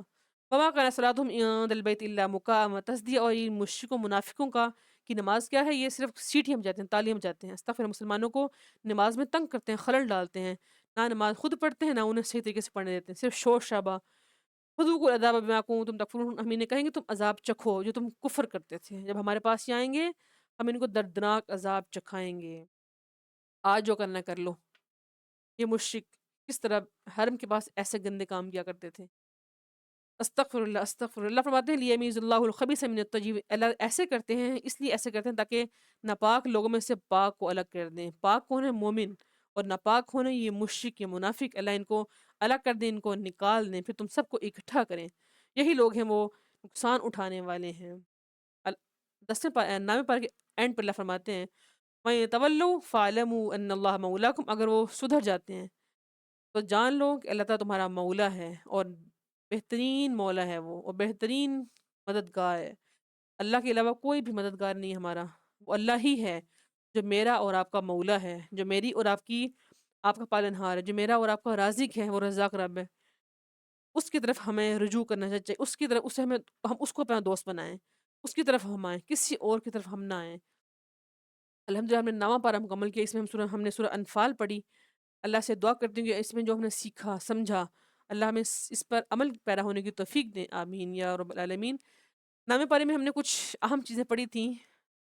موسیٰ علیہ السلام کے ہم نے معجزات دیکھے تھے، عصا کا وہ اژدہا بن جانا، یعنی جو عصا تھا موسیٰ علیہ السلام کا، ان کے ہاتھ میں عصا تھا، لاٹھی تھی، تو وہ کیسے اژدہا بن گئی، تو سارے کے سارے جو جادوگر ہیں وہ ایمان لے کے آ گئے، کیسے ہو گیا۔ اسی طرح ہاتھ کا سفید چمکنا، یہ کتنی بڑی دلیل تھی کہ موسیٰ علیہ السلام اللہ کے نبی ہیں۔ اللہ سے جنت مانگنی انشاءاللہ ہمیشہ، اور کون سی؟ جنت الفردوس۔ اللہم انا نسألک جنت الفردوس الاعلی، اللہ ہم آپ سے جنت الفردوس کا سوال کرتے ہیں، ایسی جنت جو دائمی ہوگی، آمین۔ اور جادوگر فوراً ایمان لے کے آئے تھے موسیٰ علیہ السلام پر، اور جو فرعون تھا اس نے کیا کہا تھا کہ تم سارے آپس میں ملے ہوئے ہو، تکبر نہیں کرنا۔ تکبر کیا ہوتا ہے؟ حق سے انکار کرنا اور لوگوں کو حقیر جاننا، اپنے سے کم تر جاننا۔ آج ہمارے معاشرے میں تکبر عام ہے۔ کسی کو اگر 4 پیسے مل گئے ہیں، وہ سمجھتا ہے کہ میں بہت بڑا بن گیا ہوں۔ نہیں، آپ بڑے نہیں ہیں۔ لوگوں کو حقیر نہیں جاننا۔ اللہ کی رحمت وسیع ہے، حالات کچھ بھی ہوں اللہ کی کتاب کبھی نہیں چھوڑنا، یہی ذریعہ نجات ہے۔ نام پارے میں کا پیغام ہم سب کے نام یہ ہے، حالات کیسے بھی ہوں، اچھے ہیں برے ہیں، آپ نے کتاب اللہ کو چھوڑنا نہیں ہے، یہی ذریعہ نجات ہے۔ اللہ کے نبی کو غیب جانتے نہیں تھے، علم الغیب کسی کو نبی کو نہیں، کسی کو نہیں ہے۔ اللہ اپنے نبیوں کو وحی کرتے ہیں۔ اسماء الحسنہ کا علم سیکھ رہے ہیں انشاءاللہ، جو کہ بہت ہی قیمتی علم ہے۔ قرآن پڑھا جائے تو خاموش رہنا ہے، سننا ہے، غور سے سننا ہے۔ مومن کون ہوتا ہے؟ جس کے دل، جب ان کے سامنے اللہ کا ذکر کیا جاتا ہے تو ان کے دل دہل جاتے ہیں اور ایمان بڑھ جاتا ہے، نماز قائم کرتے ہیں اور اللہ کے راستے میں خرچ کرتے ہیں۔ اللہ ہی سچا دوست ہے، نعم المولا و نعم النصیر۔ اللہ کے علاوہ کوئی بھی دوست اور مددگار نہیں ہو سکتا ہمارا، نہ سفر میں، نہ حضر میں، نہ کسی مشکل میں، نہ کسی آسانی میں۔ وہ رب ہی ہے، وہ ہمارا دوست، اس رب کو اپنا دوست سمجھیں۔ اللہ سے دعا کرتی ہوں کہ اللہ ہمیں نامے پڑھے کے تمام احکامات سمجھنے کی، ان پہ عمل پیرا ہونے کی توفیق کاملہ واسعہ عطا فرمائے، آمین یا رب العالمین۔ 10واں پارہ شروع کرتے ہیں، سورہ انفال ہی ہے، تلاوت سنتے ہیں۔ وَاعْلَمُوا أَنَّمَا غَنِمْتُم مِّن شَيْءٍ فَأَنَّ لِلَّهِ خُمُسَهُ وَلِلرَّسُولِ وَلِذِي الْقُرْبَى وَالْيَتَامَى وَالْمَسَاكِينِ وَابْنِ السَّبِيلِ إِن كُنتُمْ آمَنتُم بِاللَّهِ وَمَا أَنزَلْنَا عَلَىٰ عَبْدِنَا يَوْمَ الْفُرْقَانِ يَوْمَ الْتَقَى الْجَمْعَانِ وَاللَّهُ عَلَىٰ كُلِّ شَيْءٍ قَدِيرٌ إذ أنتم بالأدوة الدنيا وهم بالأدوة القصوى والركب أسفل منكم ولو تواعدتم لاختلفتم في الميعاد ولكن ليقضي الله أمرا كان مفعولا ليهلك من هلك عن بينة ويحيى من حي عن بينة وَإِنَّ اللَّهَ لَسَمِيعٌ عَلِيمٌ۔ سورہ انفال ہے۔ وَاعْلَمُوا أَنَّمَا غَنِمْتُم مِّن شَيْءٍ، 10ویں پارے میں بھی ہم غنیمت کو دیکھیں گے، مال غنیمت دیکھیں گے اور انبیاء کے اقوام کے واقعات پڑھیں گے اور مشرکین، یہودیوں، عیسائیوں اور منافقین کے واقعات دیکھیں گے۔ اللہ فرماتے ہیں وَاعْلَمُوا أَنَّمَا غَنِمْتُم، غنیمت وہ مال ہے جو کفار سے جنگ کی صورت میں حاصل ہوتا ہے، اور ان سے تم جنگ کے بغیر کوئی مال حاصل ہو تو اسے مال فی کہتے ہیں۔ اس کا ذکر انشاءاللہ ہم آگے پڑھیں گے۔ اور جو لڑائی کر کے حاصل ہوتا ہے وہ مال غنیمت ہوتا ہے، جو کہ غزوہ بدر میں مسلمانوں نے حاصل کیا تھا، جو کہ ہم پیچھے بھی دیکھ کے آئے ہیں۔ تو اللہ کیا فرماتے ہیں؟ وہ کسی ایک انسان کا نہیں ہے، اس کو برابر تقسیم ہونا ہے۔ فَأَنَّ لِلَّهِ خُمُسَهُ، اللہ اور اس کے رسول کے لیے 5واں حصہ ہے، پھر یتیموں کے لیے، مسکینوں کے لیے ہے، مسافروں کے لیے یہ وہ مال پورا خرچ ہوگا۔ پھر کیا ہے کہ سورت کے سٹارٹ میں بھی ہم نے یہ پڑھا تھا کہ انفال مال جو ہے وہ کسی ایک انسان کی ملکیت نہیں ہے۔ وہ جس سے ہم نے دیکھا تھا نا، حدیث دیکھی تھی کہ اللہ کے نبی نے پھر ان صحابی کو وہ مال، وہ تلوار خود بخود عطا کر دی تھی۔ تو اسی لیے اللہ فرماتے ہیں فَأَنَّ لِلَّهِ خُمُسَهُ، یعنی کل غنیمت کے 5 حصے کیے جائیں گے۔ 4 حصے ان لوگوں کو ملیں گے جنہوں نے جنگ میں شرکت کی ہے، اور ان میں سے پیادہ کو 1 حصہ ملے گا اور سوار کو 3 حصے ملیں گے، اور اسی طرح اس کا اپنا اور وہ حصے یعنی جو اس کو خمس میں ملے ہیں وہ سارے آپس میں تقسیم ہوں گے۔ اسی طرح باقی ان تمام لوگوں کو وہ مال ملے گا۔ اللہ تعالیٰ ہر چیز پہ پوری طرح قادر ہے۔ اللہ فرماتے ہیں ہم نے یہ سب کچھ کر کے اس لیے کیا کہ کسی کے حق تلفی نہ ہو، ہر ایک کو جس نے جنگ میں حصہ لیا، شامل ہوا، اس کو پورا کا پورا بدلہ مل جائے۔ آگے پھر وہی حالات ذکر ہیں۔ اللہ فرماتے ہیں جس طرح کافر لوگ اتنے زیادہ تھے لیکن اللہ نے آپ کو ان کو کم دکھایا، آپ کے خواب میں ان کو کم دکھایا تاکہ آپ پست ہمت نہ ہوں، اور وہ اتنے زیادہ تھے تو ان کو اللہ نے آپ کو زیادہ دکھایا کہ آپ لوگ زیادہ ہیں اور وہ کم ہیں۔ اسی طرح ہم نے ایسا اس لیے کیا تاکہ تم پست ہمت نہ ہو، تمہارے حوصلے جواب نہ دے جائیں، تم ان سے ہار نہ جاؤ۔ وہ ہے میرا اور آپ کا رب۔ دیکھیں کس طرح اللہ کے نبی صلی اللہ علیہ وسلم کو اللہ نے تسکین دلائی، مومنین کو خوش کیا، تسکین دلائی کہ تم نے ہمت نہیں ہارنی، حوصلے میں رہو، جوش میں رہو، اپنے رب پہ توکل کرو، بھروسہ کرو، وہ رب تمہیں نصرت اور فتح نصیب کرے گا۔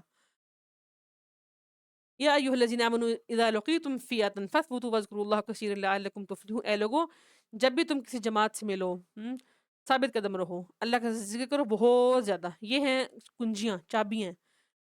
جب بھی جنگ ہو، کوئی بھی مشکل وقت ہو، ثابت قدم رہنا ہے، بھروسہ کرنا ہے، امید رکھنی ہے، اللہ کا ذکر کرنا ہے۔ آج ہم کیا ہوتا ہے، آج ہم لوگ نعت علی پڑھتے ہیں، پتہ نہیں کتنا کتنا کچھ شرکیہ کلمات کہتے ہیں، اللہ پہ توکل نہیں کرتے، توکل کرتے ہیں لیکن زبان سے کچھ الفاظ ہی ایسے بولتے ہیں کہ آپ اللہ کو چھوڑ کے ان باتوں میں زیادہ بھروسہ کر رہے ہیں۔ نیت جو ہوتی ہے، نیت وہ آپ کے دل کا عمل ہے، آپ نے زبان سے کچھ نہیں کہنا ہوتا، آپ نے دل سے ارادہ کرنا ہے، آپ کا بھروسہ اس قدر ہو کہ آپ کو پتا ہو کہ میرا رب ایسا کرے گا، دیر ہے لیکن اندھیر نہیں ہو سکتا، اللہ کے گھر میں دیر ہوتی ہے، اندھیر نہیں ہوتا۔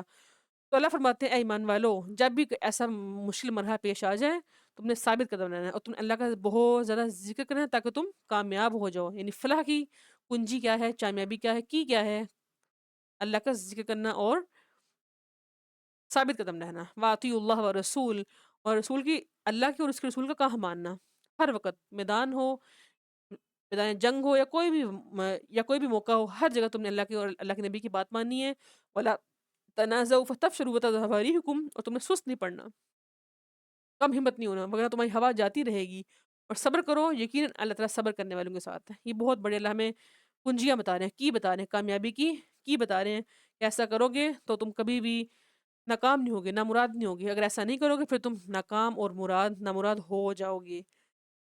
ولا تكونوا كالذين كفروا من ديارهم بطرا ورئاء الناس ويصدون عن سبيل اللہ، اور ان لوگوں کی طرح نہ ہو جو اپنے گھروں سے اتراتے ہوئے، فخر کرتے ہوئے، گھمنڈ کرتے ہوئے نکلے اور لوگوں کو دکھانے کے لیے نکلے۔ اللہ ایسے لوگوں کو گھیرتے ہیں، اور جو شیطان ہے ہمارے لیے کس طرح مزین کر کے اعمال ہمیں بتاتا ہے، ایسے ہی اس نے غزوہ بدر میں بھی مومنین کے دلوں میں یہ کام ہی کیا تھا، اس طرح ان کو ڈراتا ہے کہ میں تمہاری بڑی مدد کروں گا، لیکن جب مشکل وقت آتا ہے تو کہتا ہے میں تو جا رہا ہوں، مجھے تو خود نہیں پتا۔ ہمیشہ شیطان کا یہ کام ہوتا ہے۔ اللہ فرماتے ہیں اذ یقول المنافقون والذین فی قلوبہم مرض غر ہؤلاء دینہم، اور جب منافق لوگ اور وہ لوگ جن کے دلوں میں بیماری تھی، جن کو ان کے دین نے دھوکہ دیا، وہ یہ باتیں کہہ رہے تھے، اور جو اللہ پہ توکل کرتا ہے اللہ تعالیٰ غالب اور کمال حکمت والے ہیں، یعنی اللہ تعالیٰ توکل کرنے والے اپنے بندے کو سب کچھ نصیب کرتے ہیں، ان منافقوں کو کچھ نصیب نہیں کرتے، ان کے لیے کیا ہوتا ہے، جلنے والا عذاب۔ اللہ فرمائیں گے تم آج تم جلنے والا آگ کا عذاب چکھو، جو تم دنیا میں اس طرح کے کام کیا کرتے تھے، آج ان کی وجہ سے تمہیں عذاب مل رہا ہے۔ وَأَعِدُّوا لَهُم مَّا اسْتَطَعْتُم، میدان جنگ میں تیار ہو جاؤ، گھوڑوں کو تیار، گھوڑا کس قدر عظیم الشان سواری ہے۔ آج کے دور میں جتنی بڑی سواریاں آ گئی، جہاز آ گئے، بڑی سے بڑی گاڑی آ گئی، لیکن جو یہ گھوڑے کی سواری ہوتی ہے، یہ میدان جنگ کی شناخت ہوتی ہے، تو اس لیے آپ جو مرضی سواری سیکھیں لیکن آپ کو گھوڑ سواری بھی آنی چاہیے۔ اللہ فرماتے ہیں تم اس طرح دشمن کے مقابلے کے لیے اپنا سامان تیار رکھو۔ وَإِن جَنَحُوا لِلسَّلْمِ فَاجْنَحْ لَهَا تَوَكَّلْ عَلَى اللَّهِ، اور اگر وہ آپ کی طرف سلامتی کے بازو پھیلائیں تو آپ ان کی طرف بازو پھیلا لیجیے، یعنی اگر وہ پہل کریں آپ پہل کر لیجیے، اللہ تعالیٰ سننے والے اور جاننے والے ہیں۔ آیت نمبر 63 میں اللہ فرماتے ہیں وَأَلَّفَ بَيْنَ قُلُوبِكُمْ، اللہ نے تمہارے بیچ میں، ان کے بیچ میں الفت ڈال دی، محبت ڈال دی، پیار ڈال دیا۔ اللہ کا کرم ہے، اللہ نے تمہیں بھائی بھائی بنا دیا، الفت ڈال دی، محبت ڈال دی۔ اے نبی صلی اللہ علیہ وسلم، آپ کو اللہ کافی ہے، اور جو بھی آپ کی پیروی کرتے ہیں ایمان والوں میں سے، اللہ ہمیں کافی ہے۔ حسبک اللہ، آپ بھی یہ لفظ یاد کریں گے، اللہ مجھے کافی ہے، حسبنا اللہ و نعم الوکیل، ہر وقت یہ ورڈ پڑھا کریں۔ آگے اللہ فرماتے ہیں اے نبی صلی اللہ علیہ وسلم، آپ ان کو حرض المؤمنین علی القتال، آپ ان کو ترغیب دیجیے لڑائی کے لیے، مومنین کو ابھاریے۔ آج میدان جنگ جہاد کرنے کے لیے ہمارے نوجوانوں کو کچھ پتہ ہی نہیں، ہمیں علم ہے، آج جتنے ہم ٹاپک پڑھ رہے ہیں یہ سارے غزوات کے بارے میں، میدان جنگ کے بارے میں، جو وہاں پہ حکام ہوتے ہیں ان کے بارے میں پڑھ رہے ہیں۔ آج ہماری سوسائٹی میں یوتھ کو، نوجوانوں کو، مردوں کو پتہ ہی نہیں ہے، ان کو علم ہی نہیں ہے، وہ یہ ٹاپک حاصل وہ سیکھتے ہی نہیں ہیں۔ آج غزہ کس قدر جل رہا ہے، فلسطین میں کیا ہو رہا ہے، کشمیر میں کیا ہو رہا ہے، انہیں کتنی ہماری ضرورت ہے، ہمارے ان پیارے بہن بھائیوں کو جو ہر پل ہمارا انتظار کر رہے ہیں، لیکن ہم وہاں پہ جا ہی نہیں پا رہے ہیں کیونکہ ہمارے ایمان اتنے کمزور ہیں، ہم جا سکتے ہی نہیں، ہم چاہ کے بھی نہیں وہاں پہ پہنچ سکتے۔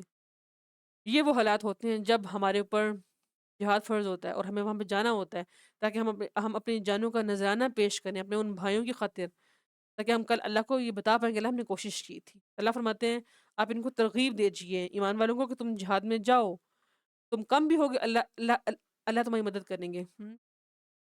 الآن خفف اللہ عنکم وعلم ان فیکم ضعفا، تو اللہ نے تم پہ جان لیا کہ تم میں کچھ غریب لوگ بھی ہیں، کچھ کمزور لوگ بھی ہیں، اللہ تمہاری مدد کریں گے، تم اگر کم ہوگے تو اللہ تمہیں زیادہ کر کے دکھائیں گے، سبحان اللہ۔ یہ ہے وہ اللہ جو کس طرح اپنے بندوں کی مدد کرتا ہے۔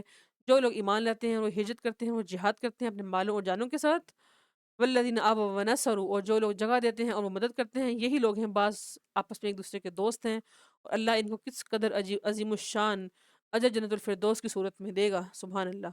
اللہم اجعلنا منہم آمین یا رب العالمین۔ آخری آیت ہے سورہ انفال کی، اللہ فرماتے ہیں یہی لوگ اولو الارحام بعضهم اولا ببعض کتاب فی کتاب اللہ، یہ لوگ اللہ کی کتاب میں ایک دوسرے کے دوست ہیں، محبت کرنے والے ہیں، اللہ تعالیٰ ہر چیز پر پوری طرح، ہر چیز کو پوری طرح جاننے والے ہیں، سبحان اللہ۔ یہ ہیں وہ لوگ جو ایک دوسرے کی مدد کرتے ہیں مشکل وقت میں۔ تو الحمدللہ ہماری سورہ انفال مکمل ہوئی۔ سورہ توبہ شروع کرتے ہیں۔ سورہ التوبہ مدنی ہے، سورہ التوبہ سے پہلے بسم اللہ نہیں ہے، اس لیے کبھی بھی سورہ التوبہ سے پہلے بسم اللہ نہیں پڑھنی۔ اس کی وجہ انشاءاللہ ہم دیکھتے ہیں کہ سورہ التوبہ سے پہلے، اس سے پہلے بسم اللہ کیوں نہیں ہے۔ سورہ التوبہ یہ مدنی ہے، مدینہ میں نازل ہوئی، یہ پوری کی پوری صورت مدینہ میں نازل ہوئی، جو فتح مکہ کے بعد 9 ہجری میں نازل ہوئی، کیونکہ سورہ التوبہ اور سورہ انفال ان دونوں کا موضوع ایک ہی ہے، جو کہ ہم پیچھے بھی پڑھ کے آئے ہیں نا، جہاد اس میں ہم نے دیکھا، اور اس کے بعد ہم نے دیکھا کہ کسی غزوات کے بارے میں بیان ہو رہا ہے، جنگوں کا بیان ہے، اور اللہ تعالیٰ کا بری الذمہ ہونا ہے مشرکین سے، ان کو اللہ ان سے ناراض ہیں، اس لیے اس کے اسٹارٹ میں سورہ التوبہ نہیں ہے، اور اس لیے ان دونوں صورتوں کو ایک ہی صورت کے حکم میں رکھا گیا، سورہ انفال کو اور سورہ التوبہ کو، ان کے درمیان میں اس لیے بسم اللہ نہیں ہے، اور یہ 7 بڑی لمبی صورتوں میں سے 7ویں نمبر پر ہے سورہ التوبہ۔ اس کے کئی نام ہیں، توبہ بھی ہے، سورہ برا بھی ہے، اور اسی طرح اس کا ایک اور نام بھی ہے سورۃ الفاضحہ، فاضحہ یعنی اس میں اللہ نے منافقون کو رسوا کیا، تو یہ رسوا کرنے والی صورت، اس صورت میں اللہ نے بہت ڈانٹ ڈپٹ کی ہے، اس لیے اس کے سٹارٹ میں بسم اللہ نہیں ہے۔ براءۃ من اللہ ورسولہ الی الذین عاہدتم من المشرکین فسیحوا فی الارض اربعۃ اشہر واعلموا انکم غیر معجز اللہ وان اللہ مخزی الکافرین۔ اللہ تعالیٰ بری الذمہ ہے، اللہ اور اس کے رسول، الی الذین عاہدتم، ان لوگوں سے جن سے تم وعدے کرتے ہو، مشرکین میں سے، یعنی تم جن سے وعدے کرتے ہو، چھپی دوستیاں بناتے ہو مشرکین میں سے، اللہ ان تمام لوگوں سے بیزار ہے، اللہ کو کوئی ضرورت نہیں ہے ان کو دوست رکھنے کی، ان کی طرف توجہ دینے کی، اللہ ان سے بری ذمہ، اللہ تنسیخ کا اعلان کرتے ہیں، جو مشرکین، اللہ فرماتے ہیں تم نے بھی ان سے دوستی نہیں کرنی، اللہ تعالیٰ نے ان کو کچھ نہیں سمجھتے، اللہ تعالیٰ نے اللہ نے ان کو چھوڑ دیا کیونکہ یہ کسی بھی عہد کا لحاظ نہیں کرتے۔ وَأَذَانٌ مِّنَ اللَّهِ وَرَسُولِهِ إِلَى النَّاسِ يَوْمَ الْحَجِّ الْأَكْبَرِ وَأَنَّ اللَّهَ بَرِيءٌ مِّنَ الْمُشْرِكِينَ۔ یوم حج اکبر کے دن اللہ تعالیٰ ان سے بری ہیں، یہ اللہ نے اعلان کر دیا کہ اللہ ان سے بری ہیں اور اس کا رسول۔ فَإِن تُبْتُمْ فَهُوَ خَيْرٌ لَكُمْ، تو اگر تم ایمان والو اللہ کی طرف لوٹ آؤ گے تو اللہ تعالیٰ تمہارے لیے تمہارا یہ عمل بہتر کر دیں گے، لیکن اگر تم لوٹے نہ، تم ان کی طرف رہے، تم نے ان کی دوستیاں پالیں، مشرکین کا ساتھ دیا، تو اللہ تعالیٰ کو تم ہرا نہیں سکتے، اور کافروں کو وہ دردناک عذاب کی خوشخبری دے دیجئے۔ مشرکین کے بارے میں اللہ ان کو تنبیہاً کہہ رہے ہیں کہ ایسا نہ کرو۔ آگے دیکھیے الا الذین عاہدتم من المشرکین ثم لم ينقصوکم شیئا ولم یظاہروا علیکم احدا فاتموا الیہم عہدہم الی مدتہم ان اللہ یحب المتقین، ان کی طرف اپنی مدتیں تم پھر پوری کرو۔ فَإِذَا سَلَخَ الْأَشْهُرُ الْحُرُمُ، یہ پورا وہی بیان ہے، مشرکین سے اللہ تعالیٰ بری ذمہ ہے، ان سے برات کا اظہار کرتے ہیں کیونکہ وہ اللہ کی بات نہیں مانتے۔ اشتروا بآیات اللہ، انہوں نے اللہ کی آیتوں کو کم قیمت پر خریدا اور اللہ کے رستے سے انہوں نے لوگوں کو روکا، بہت ہی برا ہے جو یہ عمل کرتے ہیں، یہ ایسے کام کرتے ہیں، اس لیے اللہ ان سے بری ذمہ ہے، صاف برات کا اعلان ہے، تم بھی ان سے بری ذمہ ہو جاؤ، لیکن اگر یہ توبہ کریں گے، نماز قائم کریں گے، زکوٰۃ ادا کریں گے تو تمہارے بھائی ہیں دین میں، پھر تم ان کو اپنے بھائی رکھو، اور ہم کھول کھول کر آیات بیان کرتے ہیں تاکہ یہ لوگ جان جائیں۔ اور مشرکین ایسا کم کرتے تھے، ہمیں پیچھے بھی پڑھا تھا، تو اللہ کے ساتھ شرک کرتے ہیں، بڑے بڑے کام کرتے تھے، مسجد حرام کی تعمیر کرنا، وہاں پہ لوگوں کو پانی پلانا، ان کی آبادی کرنا، انما یعمر مساجد اللہ من آمن باللہ والیوم الاخر واقام الصلاۃ وآتى الزکاۃ، اللہ فرماتے ہیں یہ مسجد حرام کو پانی پلانا، یہ سمجھتے تھے کہ ہماری نجات ہو جائے گی۔ اجعلتم سقایۃ الحاج و عمارۃ المسجد الحرام، اللہ فرماتے ہیں کیا حاجیوں کو پانی پلانا اور مسجد حرام کو تعمیر کرنا، اس کو آباد کرنا، یہ سمجھتے ہیں کہ ہماری نجات ہو جائے گی؟ نہیں، وہ شخص جو اللہ پر اور اس کے رسول پر ایمان نہیں لاتا، آخرت پر ایمان نہیں لاتا، وہ کبھی برابر نہیں ہو سکتے، جتنے مرضی بڑے کام کر لو۔ شرط کیا ہے عبودیت کی؟ اللہ کو ماننا، جب اللہ کو مانو گے ہی نہیں تو جتنے مرضی تم بڑے رفاہ اما کے کام کر لو۔ یہ بہت بڑے کام کرتے تھے، हाजियों को पानी पिलाते हैं, उनकी तीमारदारी करते हैं, मस्जिदों की सफाइयाँ करते हैं। लेकिन अल्लाह फरमाते हैं असूल क्या है? पहला असूल है ही अकीदा तौहीद। अगर अकीदा तौहीद इनके पास नहीं है, तो कभी भी ये मुसलमान नहीं बन सकते। तो अल्लाह का होने के लिए अकीदा तौहीद अपनाना बड़ा ज़रूरी है। अगर ये करोगे तो ही तुम फिर अल्लाह की जन्नतों में जाओगे। अगर ये ऐसा करेंगे तो फिर इनके लिए खुशखबरी होगी, लेकिन अगर इन्होंने ऐसा ना किया तो ये जहन्नुम रसीद किए जाएँगे। आयत नंबर 23 में बड़ा अहम असूल है, या अय्युहल्लज़ीना आमनू ला तत्तखिज़ू आबाअकुम व इख्वानकुम औलिया इन इस्तहब्बुल कुफ्र अलल ईमान। ऐ ईमान वालों, अपने बापों को, अपने भाइयों को दोस्त ना बनाओ। ये ना हो कि तुम इनसे इतनी मोहब्बत करो कि तुम अल्लाह को भूल ही जाओ। हुँ, ऐसा नहीं करना। कुल इन कान आबाउकुम अबनाकुम व इख्वानुकुम व अज़वाजुकुम व अशीरतुकुम व अम्वालुन इक़्तरफ़्तुमूहा। ज़कात का बयान है कि हम ज़कात देते हैं या नहीं अल्लाह के रास्ते में। हम क्या देते हैं? अल्लाह के रास्ते में हम खर्च करते हैं या कि नहीं खर्च करते? ऐसा ना हो कि हम बस अपना माल जमा करते जा रहे हैं और मोहब्बत की बिना पर हम खर्च ही नहीं करते।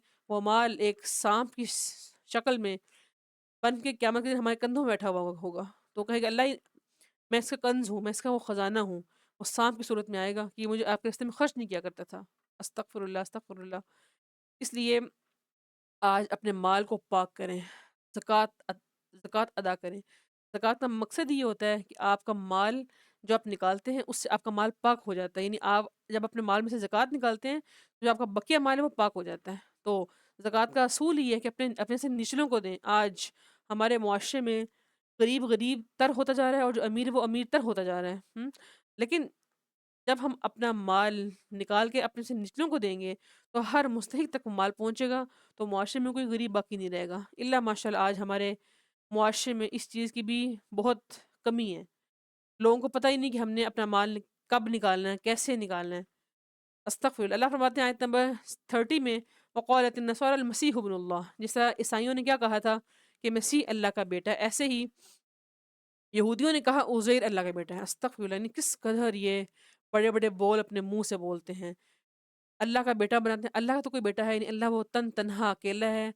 अल्लाह ने सबको पैदा किया। अल्लाह को कोई पैदा नहीं कर सकता। वो हर एक को खिलाता है, उसे कोई खिला नहीं सकता।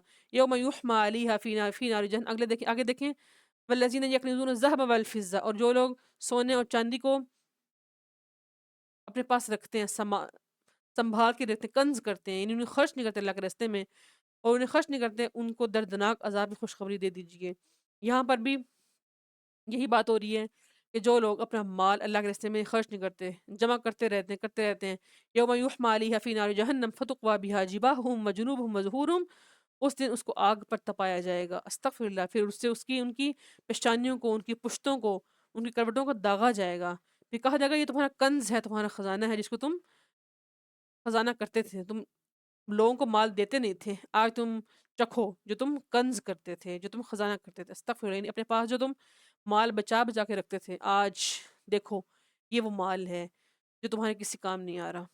आज अगर हम भी ऐसा करेंगे, बैंक हमारे भरे पड़े हैं, लेकिन हम अपने से निचलों को देने के लिए हमारे अंदर दिल जिगरा ही नहीं है। तो अल्लाह फरमाते हैं ऐसा नहीं है, अगर ऐसा करोगे तो तुम्हारा अंजाम भी वही होगा। वो माल हमारा गंजे साँप की सूरत में हमारे सामने आएगा। अस्तगफिरुल्लाह, अल्लाहुम्मा फ़ज़्ना मिन्हुम अल्लाहुम्मा ला तजअलना मिन्हुम आमीन या रब्बल आलमीन। अगली तमाम आयत में यही बयान है मुशरिकीन के बारे में। अल्लाह फरमाते हैं, आगे देखिए आयत नंबर 53 में, कुल अनफिकू तौअन औ करहा। अल्लाह फरमाते हैं आप इनसे कह दीजिए तुम खुशी से खर्च करो या नाखुशी से, हरगिज़ तुमसे कबूल नहीं किया जाएगा, क्योंकि तुम कौम ही फासिक हो, नाफरमान हो। आगे देखिए आयत नंबर, वमिनहुमुल्लज़ीना यूज़ून नबी यक़ूलून हुवा उज़ुन। अल्लाह के नबी को वो कान कहते हैं। आप कह दीजिए वो कान तुम्हारे लिए बेहतर हैं। वो अल्लाह पर जो ईमान लाता है और मोमिनीन पर, व रहमतुल लिल्लज़ीना आमनू मिनकुम वल्लज़ीना यूज़ून रसूलल्लाह। और जो लोग अल्लाह के नबी को तकलीफ़ देते हैं, जो ईमान लाते हैं वो तो बड़ा अच्छा करते हैं, लेकिन जो अल्लाह के नबी को तकलीफ़ देते हैं, उनके लिए दर्दनाक अज़ाब है। अल्लाह के नबी को तकलीफ़ देना कितना बड़ा जुर्म है, जुर्म अज़ीम है। लेकिन ये लोग अल्लाह के नबी को तकलीफ़ देने में भी कोई कसर छोड़ते नहीं थे। किस कदर ये अल्लाह के नबी को तकलीफ़ें देते थे। अस्तग़फ़िरुल्लाह, फरमाते हैं आप इनको छोड़ दीजिए। ला तातज़िरू क़द कफ़रतुम। इनसे कहा जाएगा आज तुम उज़र ना पेश करो। क़यामत के दिन ये उज़र पेश करेंगे। मुनाफ़िक लोग आएँगे हमारे पास कि अल्लाह हमें मुआफ़ कर दे, ऐसा नहीं होगा।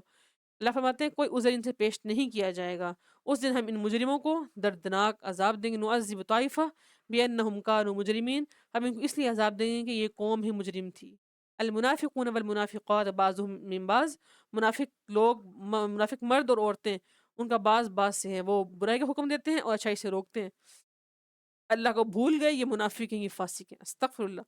انشاءاللہ ہم نے منافق، فاسق، کافر، مشرک نہیں بننا۔ ہم نے کتنی ان کی خصلتیں پڑھی، نہ منافق کون ہوتے ہیں، مشرک کون ہیں، اللہ کو مانتے ہی نہیں ہیں، پوری زندگی بتاتے ہیں وہ اللہ جس نے آپ کو ہر چیز دی، کھانا پینا اوڑھنا بچھونا ہر چیز نصیب کی، لیکن جب آپ اس رب کو ہی بھول جاتے ہیں تو پھر آپ کی زندگی کا مقصد کیا ہے؟ آیت نمبر 70 سے اللہ دوبارہ سے ہمیں بتا رہے ہیں سابقہ اقوام کے ساتھ کیا ہوا تھا۔ الم یاتہم نبأ الذین من قبلہم قوم نوح وعاد وثمود وقوم ابراہیم واصحاب مدین والمؤتفقات، کیا ان کے پاس آئی نہیں ہیں خبریں جو ان سے پہلے لوگ تھے، قوم سمود تھی، نوح تھی، قوم صالح تھی، قوم ابراہیم تھی، ہم نے کل دیکھا تھا نا، ان سب کے اوپر عذاب آئے تھے، تو اللہ نے ایمان والوں کو بچا لیا، باقی سب کو تباہ و برباد کر دیا۔ اللہ فرماتے ہیں ایسے ہی ان منافقین مشرکین کے ساتھ بھی ہوگا جو اللہ اور اللہ کے نبی کی بات نہیں مانتے، مومنین کی بات، مومنین مومنین سے رنج رکھتے ہیں، انہیں تکلیفیں دیتے ہیں، ان سب کے ساتھ وہی کچھ ہوگا جو پچھلی اقوام کے ساتھ ہوا تھا۔ استغفر اللہ، اللہم احفظنا منہم، اللہم لا تجعلنا منہم، آمین یا رب العالمین۔ بڑا اہم اصول اللہ ہمیں دیتے ہیں، فَلْيَضْحَكُوا قَلِيلًا وَلْيَبْكُوا كَثِيرًا جَزَاءً بِمَا كَانُوا يَكْسِبُونَ، چاہیے کہ وہ بہت کم ہنسا کریں اور بہت زیادہ رویا کریں۔ آج ہم ہنستے کتنا زیادہ ہیں، ہر وقت ہم ہنس رہے ہیں، مذاق رات ہے، ہنستے رہتے ہیں ہم، مذاق رات رات کے ہم پروگرام دیکھتے ہیں، ہنسی مذاق اس قدر ہمارے معاشرے میں عام ہو چکی ہے، ہماری شام سے لے کے رات گئے تک ہم یہی کام کرتے ہیں بس۔ تو اللہ فرماتا ہے آپ ان سے کہہ دیجئے کم ہنسا کرو اور زیادہ رویا کرو، اللہ کو یاد کیا کرو، جزاء بما كانوا یکسبون، بہت ہی برا اس کا بدلہ ہے جو وہ کماتے ہیں، جو تم اپنے ہاتھوں سے آگے بھیجتے ہو، وہ بہت ہی برا بدلہ ہے۔ آگے منافقین کے بارے میں اللہ اپنے نبی سے کہہ رہے ہیں استغفر لهم او لا تستغفر لهم، آپ ان کے لیے استغفار نہیں کر سکتے، اگر آپ چاہے ان کے لیے جتنی دفعہ مرضی بھی استغفار کریں اللہ ان کو معاف نہیں کریں گے۔ کہ منافقین اس قدر ہٹ درم ہے، اللہ کے نبی کتنے رحم دل تھے نا، ابی بن کعب کا جب بیٹا آیا تو کس طرح اللہ کے نبی صلی اللہ علیہ وسلم چلے گئے، آپ نے اس کو اپنا کرتا بھی دے دیا اور آپ اس کا نماز جنازہ پڑھنے کے لیے چلے گئے، پڑھانے چلے گئے، تو عمر رضی اللہ عنہ نے منع کیا کہ اللہ تعالیٰ، اللہ کے نبی، اللہ نے آپ کو منع کیا لیکن آپ سے پھر بھی چلے گئے، لیکن اللہ نے پھر آیتیں نازل کر دی ولا تصلی علی احد منهم مات ابدا ولا تقم علی قبری، کہ آپ ان میں سے کسی ایک کا جنازہ نہ پڑھائیں اور نہ آپ اس کی قبر پہ کھڑے ہوں، یعنی آپ اس کے لیے بخشش مانگ ہی نہیں سکتے۔ یہ منافقین انہوں نے پوری زندگی آپ کو کتنی تکلیفیں دی ہیں، کہ اللہ کے نبی کس قدر رحیم و کریم تھے، نرم دل کے مالک تھے، آپ پھر بھی ایسے کرتے تھے۔ وہ ہے میرا اور آپ کا نبی، اس نبی کے نقش قدم پہ چل لیں، ہماری نجات انشاءاللہ یقینی ہو جائے گی۔ اللہ فرماتے ہیں ان میں سے کچھ ایسے لوگ ہیں جو سچے ہیں، وہ آپ کے پاس آتے ہیں، سواریاں مانگتے ہیں آپ سے، آپ ان کو سواری دے دیجئے، سچ میں ان کے پاس اتنا ذریعہ معاش نہیں ہے، وہ آنکھوں سے ان کے آنسو بہ رہے ہوتے ہیں اور وہ آپ سے سچی سچی توبہ کرتے ہیں، آپ ان کو دے دیجئے۔ وَطَبَعَ اللَّهُ عَلَىٰ قُلُوبِهِمْ فَهُمْ لَا يَعْلَمُونَ، اور وہ لوگ نہیں جو دو نمبر ہیں، جو منافق ہیں، ایسے لوگ نہیں، بلکہ وہ سچے سچے لوگ ہیں، تو اللہ ایسے لوگوں کے ساتھ ہے۔ آپ بھی ان کو سواریاں عطا کر دیا کیجئے کہ اللہ ان کو جانتا ہے، ان کے ایمان بڑے خالص ہیں، بڑے سچے سچے لوگ ہیں، یہ سبحان اللہ صحابہ اکرام۔ اللہم اجعلنا منہم، آمین یا رب العالمین۔ تصبر ہمارا الحمدللہ مکمل ہو گیا۔ ہم دیکھتے ہیں کہ مال غنیمت کیا ہے؟ اللہ کا مال ہے، مال ہو یا کوئی بھی، کچھ بھی، مال غنیمت ہو یا کوئی بھی مال ہو، وہ سب اللہ کا ہے۔ ہم جو بھی کماتے ہیں، میرا مال نہیں ہے، سب مال اللہ کا ہے، اور ہر مال کو اللہ کے بتائے ہوئے طریقے کے مطابق استعمال کرنا ہے، جہاں اللہ نے کہا ہے وہاں ہی ہم نے خرچ کرنا ہے۔ جیسے آج ہم نے دیکھا نا، انفال کیا ہے؟ مال غنیمت ہے، تو اس کو ہم نے اس کے پورے حصے بنانے ہیں۔ پھر سورہ التوبہ میں ہم نے پڑھا کہ بسم اللہ نہیں ہے، تو التوبہ سے پہلے بسم اللہ نہیں ہے، اور خمس کیا ہوتا ہے؟ یعنی مال غنیمت کا 5واں حصہ اللہ کا ہے، اس کے رسول کا ہے، اور باقی 4 مجاہدین کے لیے، ان کو وہ ڈفرینٹ جگہوں پر خرچ کریں گے۔ اللہ کی مسجدوں کو آباد کرنے والے لوگ کون ہوں گے؟ اللہ کے پڑوس ہوں گے، سبحان اللہ۔ اللہ ان کو اپنی ہمسائیگی نصیب کریں گے۔ آج مسجدوں کو آباد کریں، رمضان آ گیا، مسجدیں آباد ہیں، لیکن جیسے ہی رمضان جائے گا ویسے ہی مسجدیں سونی ہو جائیں گی۔ تو رمضان میں ٹریننگ کریں انشاءاللہ، مسجدوں کو سونا نہیں کرنا انشاءاللہ۔ پھر نعمتوں کا زوال، گناہ ہوتا ہے، نہ قدری ہوتی ہے۔ اگر انسان ایسا کرے گا، نہ قدری کرے گا، دین سے دوری کرے گا، تو اللہ وہ نعمتوں کو چھین لیں گے۔ اس لیے نہ قدری نہیں کرنی انشاءاللہ، اور گناہ نہیں کرنا، تاکہ ہمارے پاس نعمتیں رہیں۔ اللہ کے نبی کی اتباع کرنی ہے، کیونکہ اتباع کریں گے تو ہمارے ساتھ اللہ کی مدد ہمیشہ رہے گی۔ اور اللہ فرماتے ہیں مساجد کو آباد کرنا مشرکین کا کام نہیں ہے۔ وہ سمجھتے ہیں کہ ہم کامیاب ہوں گے، نہیں، بلکہ کامیابی کیا ہے؟ اللہ اور اس کے رسول کے اوپر ایمان لے کے آنا ہے۔ مشرکین ہیں، نجس ہیں، ناپاک ہیں، گندے ہیں، ان سے دور رہیے۔ مصارف زکوٰۃ ہم نے دیکھا تھا کون ہیں؟ فقراء ہیں، مساکین ہیں، زکوٰۃ کے ملازمین ہیں، تالیف قلب لوگ ہیں، گردن آزاد کرنے والے ہیں، قرضہ دار ہیں، اللہ کے راستے میں خرچ کرنے والے ہیں، یعنی فی سبیل اللہ، اور مسافر لوگ۔ یہ تمام کے تمام لوگوں پر مال غنیمت خرچ ہوگا۔ مال غنیمت کا تقسیم جب کرنا ہے تو ان تمام لوگوں کو مد نظر رکھنا ہے۔ الحمدللہ ہمارا 10واں پارہ بھی مکمل ہوا۔ انشاءاللہ 11واں پارہ شروع کریں گے، سورہ التوبہ ہی ہے۔ بسم اللہ الرحمن الرحیم یعتذرون الیکم اذا رجعتم الیہم قل لا تعتذروا لن نؤمن لكم قد نبأنا الله من اخباركم وسيرى الله عملكم ورسوله ثم تردون الى عالم الغیب والشہادة فینبئکم بما کنتم تعملون۔ عذر کرتے ہیں جب آپ کے پاس آتے ہیں، عذر کرتے ہیں۔ اذا رجعتم الیہم قل لا تعتذروا، آپ ان سے کہہ دیجیے تم عذر نہ کرو، ہرگز تم ایمان نہیں لاؤ گے۔ اللہ تعالیٰ تمہارے اعمال کو دیکھتے ہیں، جلد اللہ تمہیں بتا دیں گے تم کس نیت سے آتے ہو۔ یعنی کچھ تو لوگ سچ میں ہی مستحق ہیں جو آپ کے پاس آتے ہیں، وہ جنگ میں جا نہیں پائے، اب وہ آپ سے سواری مانگنے آتے ہیں، لیکن کچھ لوگ ان کی آڑ میں آپ کے پاس آتے ہیں، وہ منافق لوگ ہوتے ہیں، آپ ان کو چھوڑ دیجئے۔ الاعراب اشد کفرا ونفاقا، وہ دیہاتی زیادہ سخت ہیں کفر میں اور نفاق میں۔ استغفر اللہ، استغفر اللہ۔ منافقت ان کے اندر کوٹ کوٹ کے بھری ہوئی ہے۔ کس طرح یہ آپ سرنگ کے پاس آتے ہیں، شکلیں لے کے آتے ہیں، اور آپ کو خدا نعوذ باللہ آپ کو یہ بیوقوف سمجھتے ہیں، صحابہ کو بیوقوف سمجھتے ہیں، جیسے ہم نے پہلے بارے میں پڑھا تھا نا کہ منافقین کہتے ہیں کہ ہم ایسے ہی مان لے کے آئے۔ ہم نے دوسرے بارے میں پڑھا تھا کہ ہم ایسے ہی مان لیں جیسے بیوقوف لوگ ہی مان لے کے آئے۔ یہ صحابہ کو بیوقوف کہتے تھے، استغفر اللہ۔ تو اللہ فرماتے ہیں خذ من اموالہم صدقہ تطہرہم وتزکیہم بہا وصلی علیہم ان صلاتک سکن، آپ ان سے ان کے مال لے لیجئے، وتزکیہم، اور آپ ان کو پاک کیجئے۔ یقیناً ان صلاتک سکن لہم، یقیناً آپ کا پڑھنا، آپ کا درود ان پہ بھیجنا ان کو سکونت دے گا۔ اللہ تعالیٰ جانتے ہیں، ہر چیز کو سننے والے ہیں۔ وقل اعملوا، آپ ان سے کہہ دیجئے وقل اعملوا، تم عمل کرو، جلد اللہ تعالیٰ تمہارے اعمال کو دیکھیں گے، اللہ اور اس کا رسول، پھر وہ تمہیں لوٹا دیں گے طرف تمام غیب کے جاننے والے کی۔ اللہ جانتے ہیں تم نے کس نیت سے کون سا عمل کیا ہے۔ مسجد زرار کیوں بنائی گئی تھی؟ تاکہ مسلمانوں کو اس میں تکلیف دی جائے۔ استغفر اللہ۔ فرماتے ہیں اس کی بنیاد، جس چیز کی بنیاد تقویٰ پہ ہوتی ہے وہ چیز ٹھیک ہوتی ہے، اور جس کی بنیاد ہی دوسروں کو تکلیف دینا ہوتی ہے وہ کام ٹھیک نہیں ہوتا۔ ان اللہ اشتری من المؤمنین، بڑی اہم آیت ہے، آیت نمبر 111 ہے۔ اللہ تعالیٰ نے خرید لیا ایمان والوں سے ان کی جانیں، ان کا مال جنت کے بدلے۔ سبحان اللہ، اللہ نے مومنین سے ان کی جان بھی خرید لی، مال بھی، بدلے میں کیا ملے گا؟ جنت، جنت الفردوس۔ کتنا ہی قیمتی سودا ہے یہ۔ اللہ ہم بھی آپ سے سودا کرنا چاہتے ہیں کہ ہماری جان، ہمارے مال لے لیجئے، ہمیں جنت الفردوس کے ٹکٹ نصیب کر دیجئے، آمین یا رب۔ اللہ فرماتے ہیں ایسے لوگ ہیں جو اللہ کے راستے میں جہاد کرتے ہیں، اور یہ تورات پہ، انجیل پہ، قرآن پہ ایمان لے کے آتے ہیں، یہ ہمارے سچے لوگ ہیں۔ التائبون العابدون الحامدون السائحون، بہت ہی توبہ کرتے ہیں، بہت ہی عبادت گزار ہیں، بہت ہی تعریف کرتے ہیں، بہت ہی رکوع کرتے ہیں، سجدے کرتے ہیں، اور امر بالمعروف والنہی عن المنکر کرتے ہیں، اللہ کی حدوں کی حفاظت کرتے ہیں۔ ایسے مومنین کو خوشخبری دے دیجیے، یہ ہیں وہ ایمان والے۔ دعا کریں اللہ مجھے اور آپ کو ان لوگوں میں سے بنا دے، آمین یا رب العالمین۔ آگے ابراہیم علیہ السلام سے کہا جا رہا ہے وما کان استغفار ابراہیم لابیہ الا عن موعظۃ وعدہا۔ ابراہیم علیہ السلام اپنے والد کے لیے استغفار نہیں کر سکتے کیونکہ ان کا والد مشرک تھا۔ استغفر اللہ۔ ابراہیم علیہ السلام کے جو بیٹا ہے وہ خلیل اللہ ہے، اللہ کا دوست ہے، دین یک طرفہ، دین یکسو پہ عمل پیرا ہونے والا ہے، لیکن جو باپ ہے اس کی قسمت میں ایمان نہیں ہوا، تو ان کو کیا عذاب ملے گا؟ بچھو کی صورت میں۔ اللہ فرمائیں گے دیکھو اپنے پاؤں میں، دیکھیں گے تو وہ بچھو ہوگا، تو اللہ فرمائیں گے یہ تیرا باپ ہے۔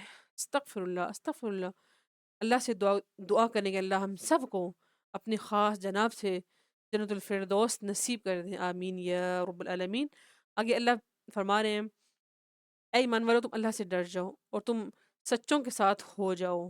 یہ بڑا اہم اصول ہے، اللہ سے، اللہ کا ڈر، اللہ کا تقوی ہم بار بار دیکھتے ہیں ان آیات میں بھی، وہی جو ہم پیچھے ٹاپک پڑھ کے آئے ہیں वही बयान है। अल्लाह हमें कुछ असूल बता रहे हैं कि अगर ऐसा करोगे तो तुम कामयाब हो सकते हो। लक़द जाअकुम रसूलुम मिन अनफुसिकुम, आयत नंबर 128 में अल्लाह फरमाते हैं, तुम्हारे पास एक रसूल तुम्हारे अपने अंदर से आ गया है, जो हरीस है इस बात पे कि तुम सब के सब जन्नत में चले चले जाओ।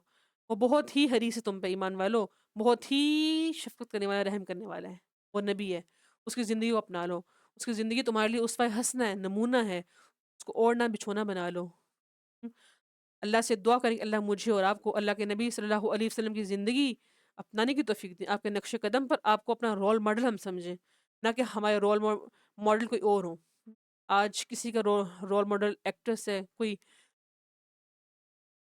इंडिया का कोई क्रिकेटर है, किसी का कोई एक्टर है, तो हमारे रोल मॉडल अल्लाह के नबी नहीं है, हमारे आइडियल अपना आइडियल उनको बनाएँ, उसपे हँसना बनाएँ, मशाल राह बनाएँ उनकी ज़िंदगी को। ये अल्लाह हमसे चाहते हैं। वो नबी कितना हरीस था हमारे लिए कि चाहता था कि मैं सारी अपनी उम्मतियों को जन्नत में ले जाऊँ, सुभान अल्लाह। किस तरह अल्लाह के नबी ने फरमाया कि तुम सब आग में इस तरह गिर रहे हो, जिस तरह वो लाइट के इर्द-गिर्द परवाने गिरते हैं ना, मैं तुम्हारी कमर से खींचता हूँ तुम्हें कि वापस आ जाओ, लेकिन तुम गिरते जा रहे हो। ऐसे ही आज इस गए गुज़रे दौर में हम जहन्नुम के करीब होते, हमारा हर अमल ऐसा है कि हम जहन्नुम के करीब हो रहे हैं, जन्नत से हम दूर हो रहे हैं। तो अल्लाह से दुआ करें कि अल्लाह हमें इस दौर में अपने नबी की सुन्नत को अपनाने की तौफ़ीक दे दें। आमीन या रब्बुल आलमीन। फ़इन तवल्लु फ़कुल हस्बी अल्लाह ला इलाहा इल्ला हुवा अलैहि तवक्कलतु व हुवा रब्बुल अर्शिल अज़ीम। अगर वो आपकी बात ना माने, आप कह दीजिए अल्लाह ताला काफ़ी हैं, वो कोई मबूद उसके अलावा नहीं है, उसी पर ही मैंने तवक्कल किया जो अर्श अज़ीम का रब है। हम भी अल्लाह आपसे कहते हैं कि आप पर हमने तवक्कुल किया, आप अर्श अज़ीम के रब हैं। अल्हम्दुलिल्लाह आज हमने सूरह अनफ़ाल, सूरह अत-तौबा दोनों मुकम्मल की। अल्लाह से दुआ करती हूँ कि अल्लाह हमें इसमें जो भी पॉइंट्स पढ़े, जो भी अहकामात पढ़े, हम सबको उस पे अमल पैरा होने की तौफ़ीक कामिला वासिआ अता फ़रमाएँ और हमसे कबूल फ़रमा लें। आमीन या रब्बल आलमीन। इस कुरान का पैगाम इंशाल्लाह हमने आगे पहुँचाना है मिल-जुल के इंशाल्लाह। आपने जो भी आज सीखा उसको आपने आगे तक एक फ़र्द तक ज़रूर पहुँचाना है, ताकि ये इल्म आपके लिए हुज्जत बन पाए और इस इल्म को ज़ाया नहीं करना इंशाल्लाह। सुब्हानक अल्लाहुम्मा व बिहम्दिका नशहदु अन ला इलाहा इल्ला अंत नस्तगफिरुका व नतूबु इलैक। अस्सलामु अलैकुम व रहमतुल्लाहि व बरकातुहू।